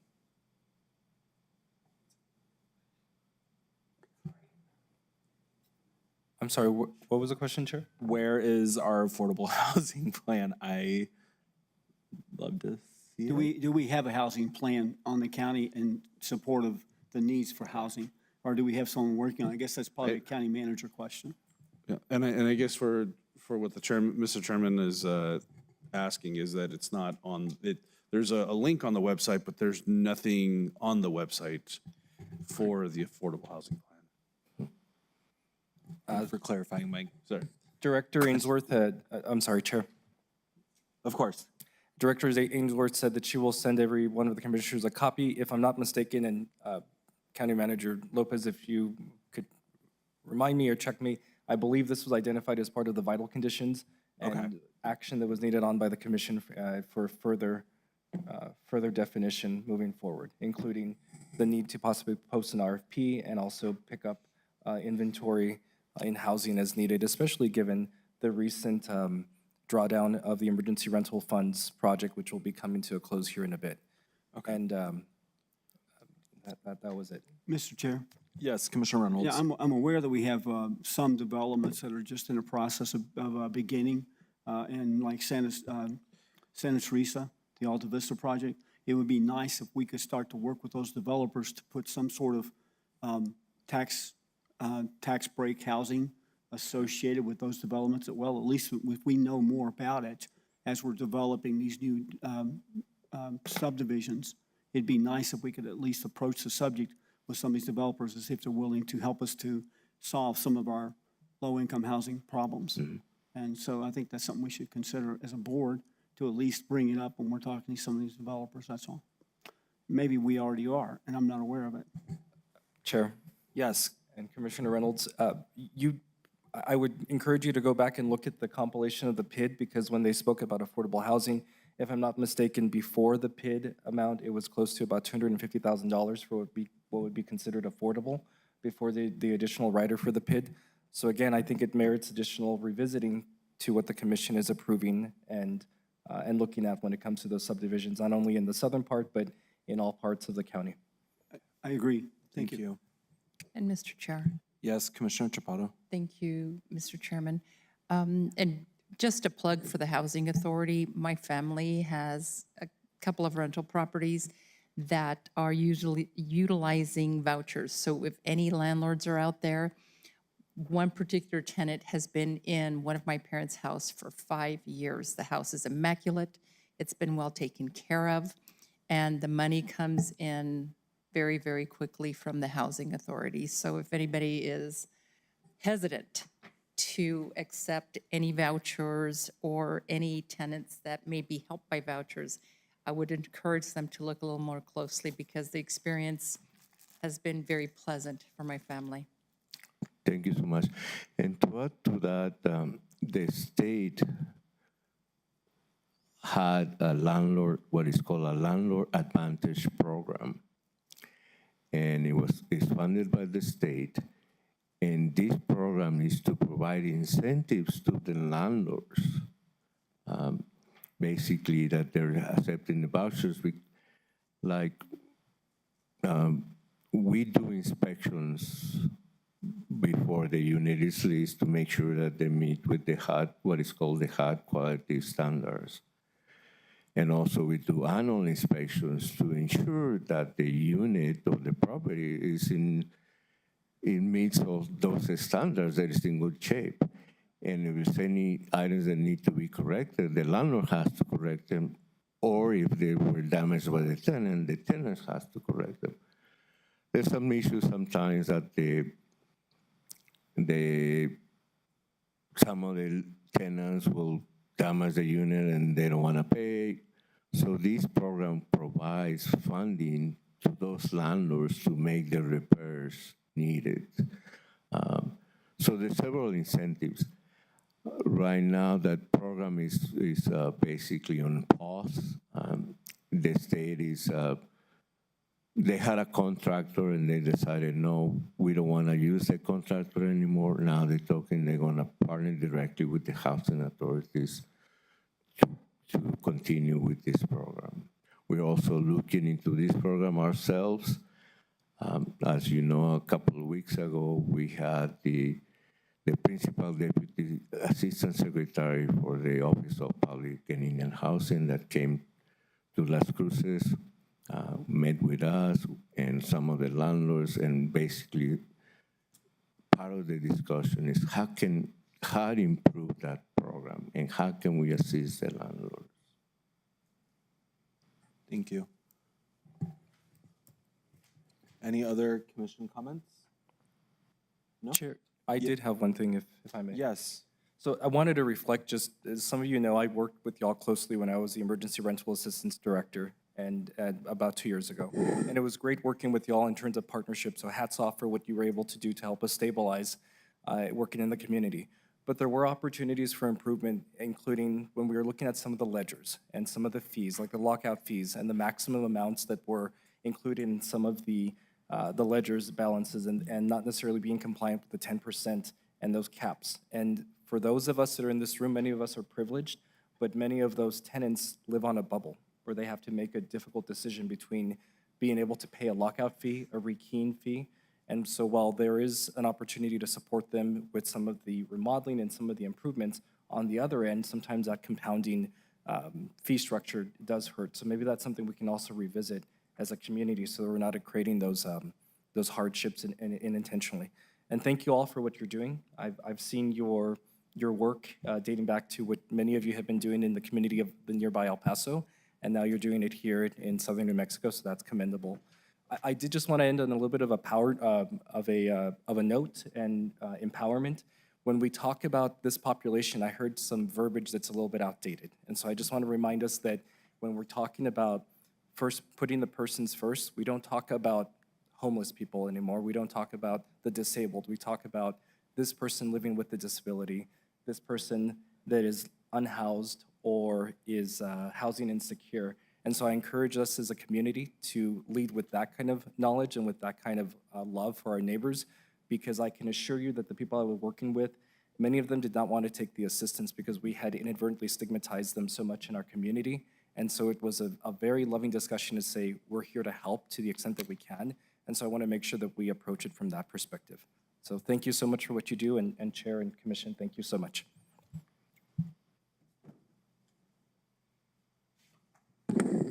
Wonderful. Thank you so much again. If any other commissioner doesn't have any follow-ups, we can maybe come up with questions and get them over to you and your team if we have any need, and work with county management to address any concerns and maybe have a little more further discussion about how we can help this particular program. But thank you so much for joining us. Thank you to your staff for coming in today. This was great. Hopefully we can do it on a more annual basis. That would be great for us. Thank you so much, and looking forward to continue our relationship. Thank you. Thank you. Wonderful. Okay, with that being said, we do have a update from our Community Development Director. We have Ms. Amesworth here to give us a permitting update. Ooh, 4 slides. That's exciting. Thank you. Thank you, Mr. Chair. I just wanted to give a quick update on our new software that we have been working on since the spring of last year. We did spend the last 18 months or so developing the software with our consultants. And we did go live internally on August 9th. This is just a snapshot of what the dashboard looks like. It gives you an overview of how many applications are in process and the status, the types of applications. There's a similar dashboard for each of the modules. There's 3 modules. It's building permits, planning applications, and code enforcement. And so there's a variety of record types within each of those modules. And we were able to go live, as I said. We're working out some of the kinks, but so far it's working well. And it's working as we expected with the electronic plan review. We are still doing some final testing on the public portal, and we hope to have it ready to go in early November for the public. That will allow people to submit applications online and make payments and track their applications. So with the new system functionality, the public portal is one of the main things that we were looking for so that people can interface with our department electronically. We had to put together a system when we had COVID, which it works, but it's not efficient. So now people will actually be able to submit their complete application, submit plans, make a payment, track their applications, receive comments from plan reviewers, and send messages to staff all on the portal. The electronic plan review can be distributed simultaneously to all reviewers instead of one person to the next, which has slowed down our process. This will allow us to speed up our plan review and provide a faster service. One of the main reasons we selected this software is because it has a very robust and user-friendly reporting capability. As you can imagine, we get a lot of IPRA requests, and there are people that are very interested in the activity that we have in building permits. And so this will allow us to program automatic reports that are run once a month, and they can be emailed to a list, as well as doing ad hoc reports using any of the fields in the records. The software is also integrated with Outlook, and we can send and receive emails through the software. And it also has a mobile app for inspectors, so they can upload photos and result inspections in the field, all on their phone. So for the next step, which is the public portal, we will be providing notices, giving people ample notice before we go live with it. Distribute those, that information to stakeholder groups such as the local home builders. We will provide at least one live training for anyone who's interested in how to create their account and how to submit applications. We will also, we also have been creating the accounts for the contractors that we regularly work for internally, so that we can then just provide that information and they can use it to set up their account. And we will also have a computer station up at the front where people can create their accounts, submit applications, and get assistance from staff as we move through that process. And that's all I have for today. I'll stand for any questions. Thank you so much, Ms. Ainsworth. So with this, can you go back to the first slide for me? Or was it the second slide? This slide right here. So we went ahead and went live on August 9th, which is very exciting. Do we know when, so we've been doing testing and it's going to be going live early November. Yes. How is the reports back from the users that have been using it on the public side gone? The public has not, they have not had access to the portal. We do have a couple of contractors that we've asked to help us test the portal, and they've encountered some issues, and that's why we haven't fully gone live yet. We want to make sure that all of those issues are taken care of. There's some glitches in the system that were not happening when we're working in the test environment, so we need to make sure that all of that is ready before we allow the bulk of the public to use it.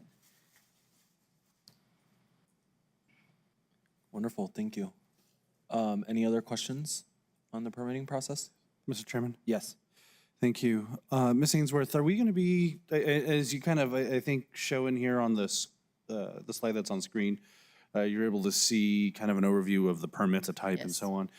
Are we going to be able to see how long, or at least be able to have metrics on from when the permit request was submitted to when it was closed? I'm kind of curious. I know you had noted that when it gets distributed to the different groups, they're all able to see it at once. So I think that by having that all done in parallel will reduce a lot of the wait time that maybe, or the queue time that we've had in the past.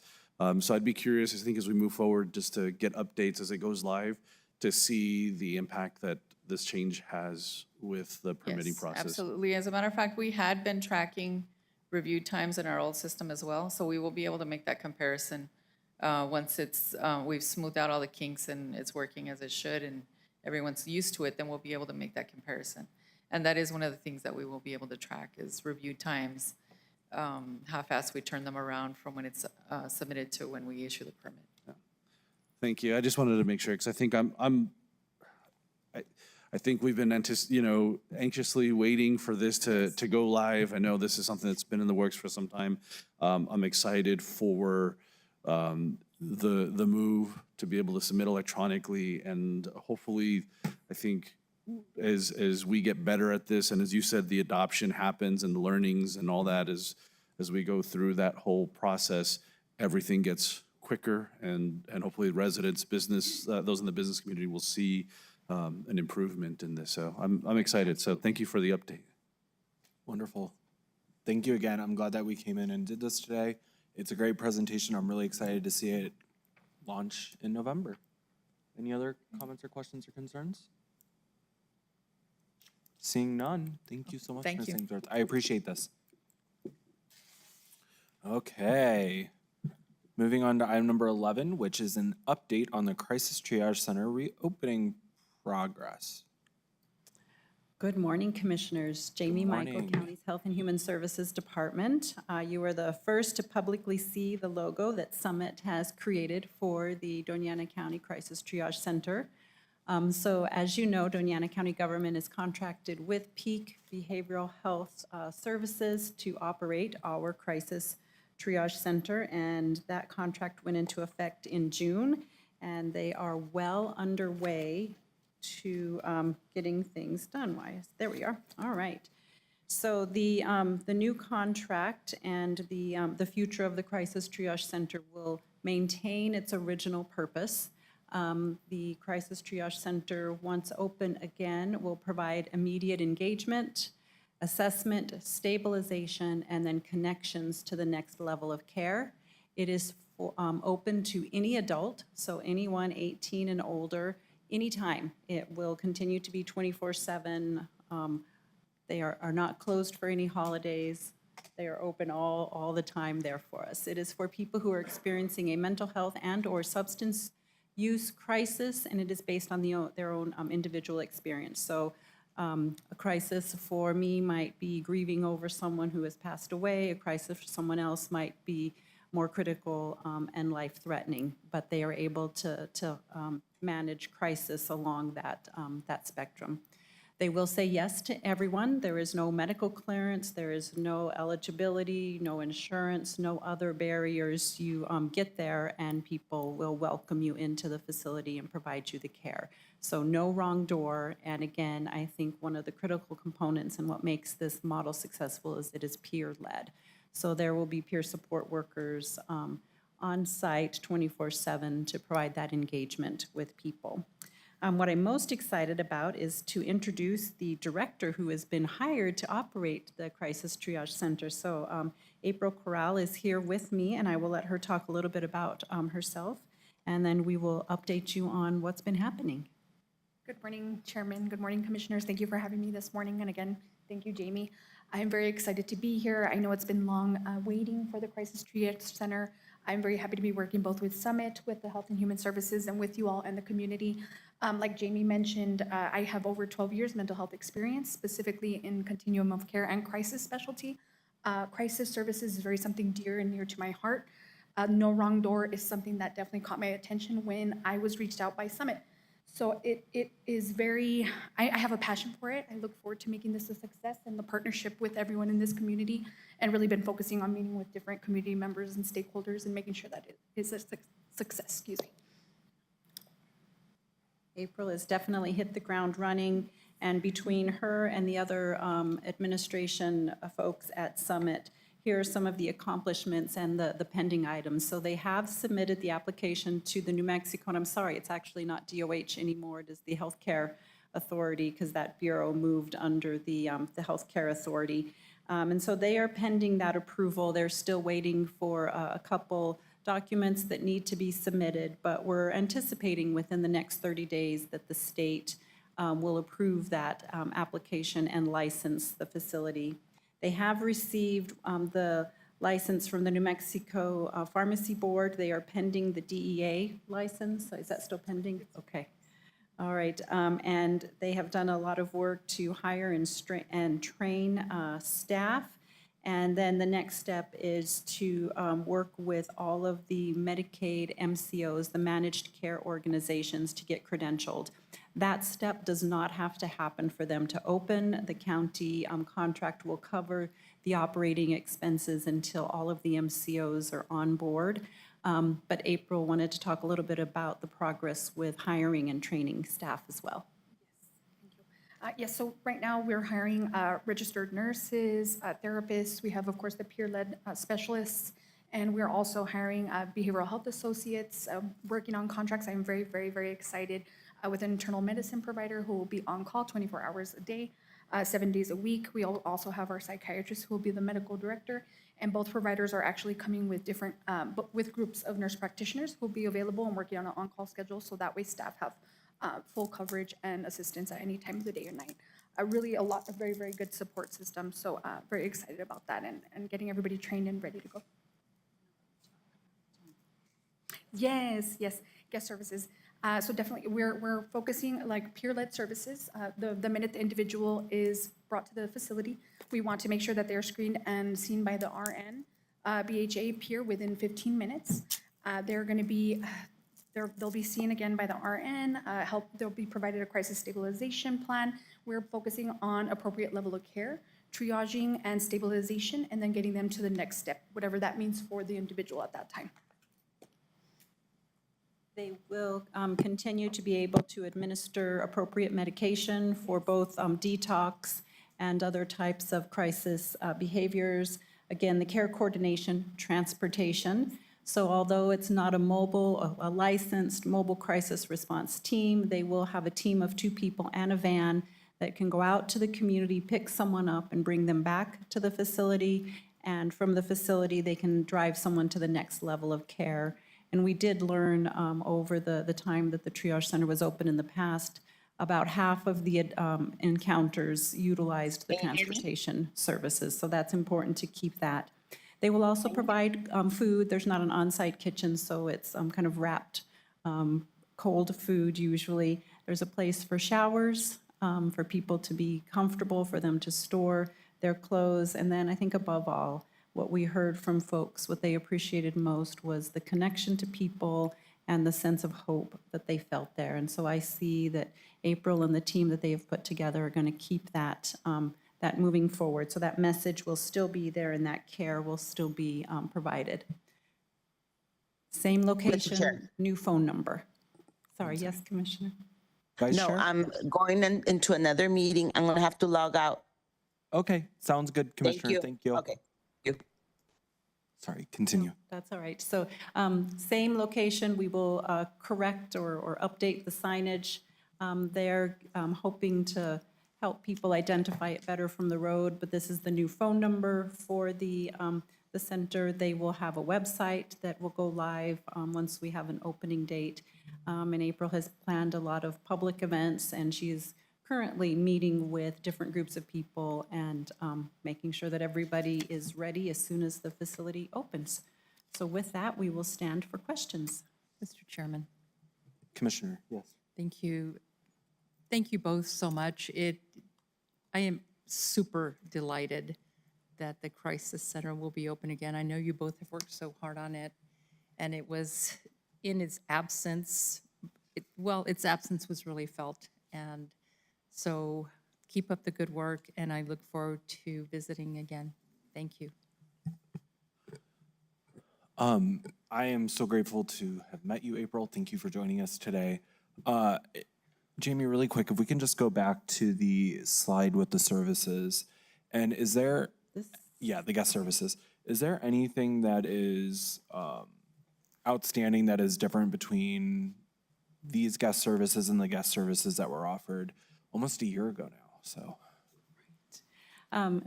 Commissioner Sheljo Hernandez, the services are the same, but the population of folks that can be served has been broadened. So in January, we were successful in getting the state licensing regulations changed.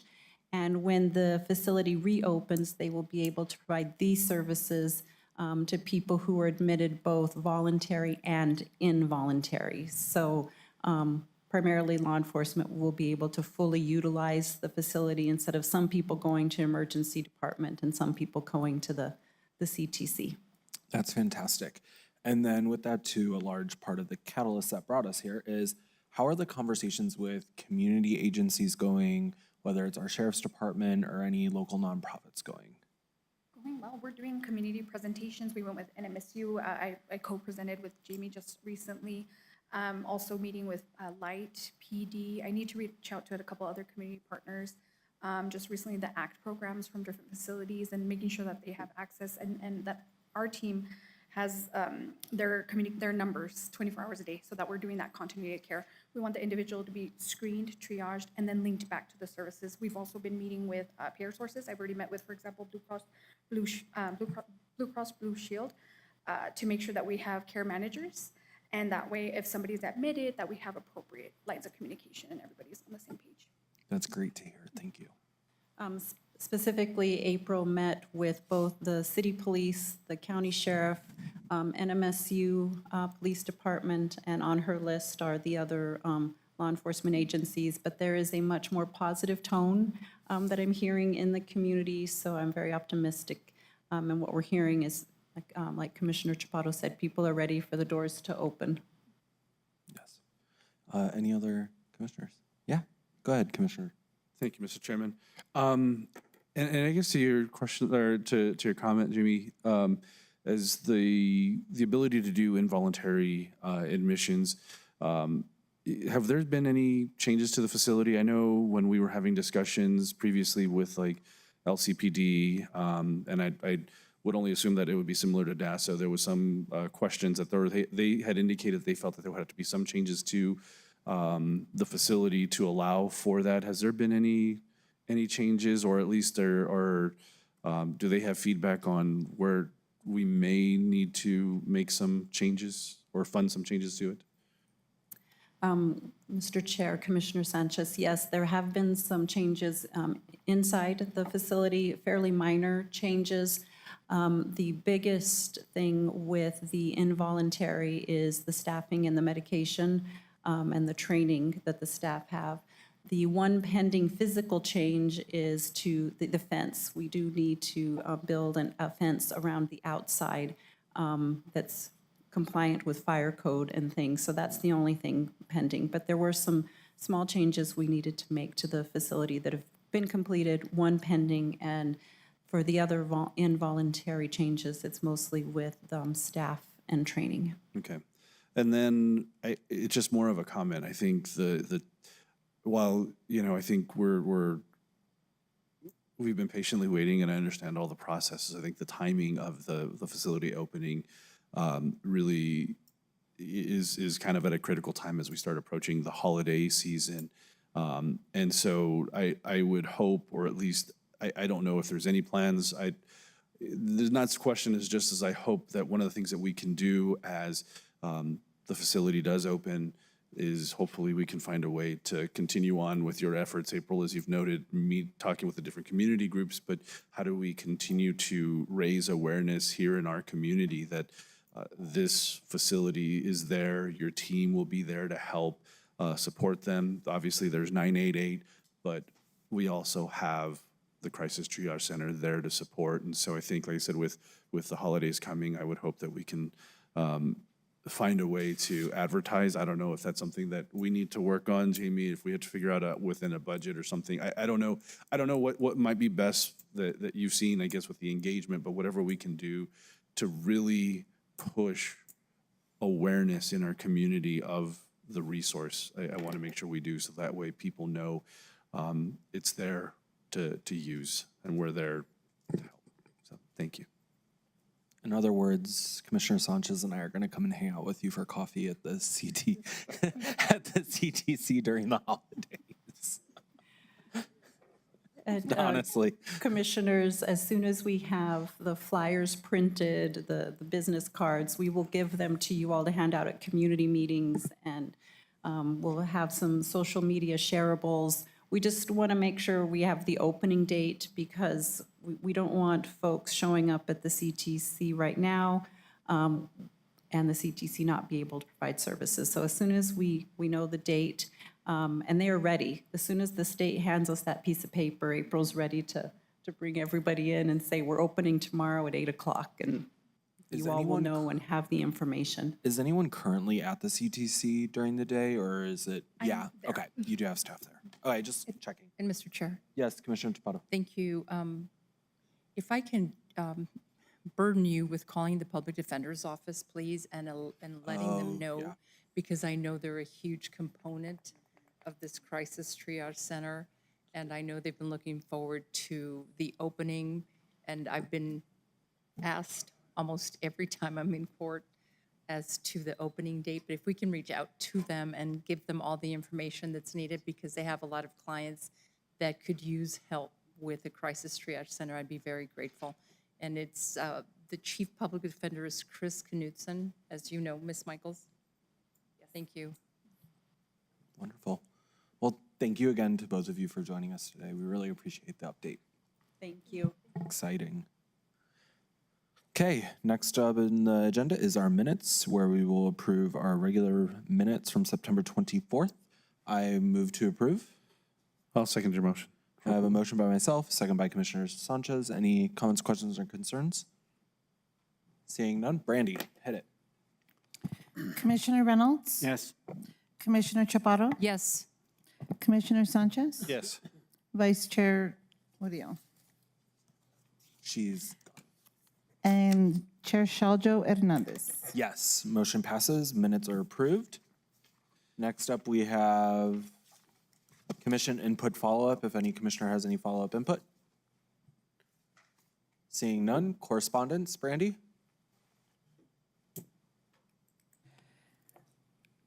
I have Brent W. Lee versus Doña County, Stacy Finch individually and on behalf of the wrongful death of the estate of Wallace E. Gonzalez versus Doña County. Thank you so much. Raymond Hernandez, personal representative to the estate of Kimberly Yacon versus Doña County. And that's it. Wonderful. Thank you, Brandy. And then we'll make the motion to go in closed session.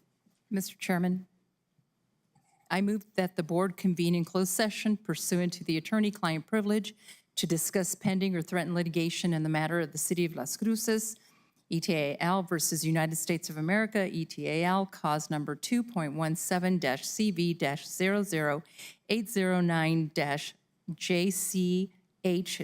2.17-CV-009-JCH-GBW, TH versus Martinez, cause 2.2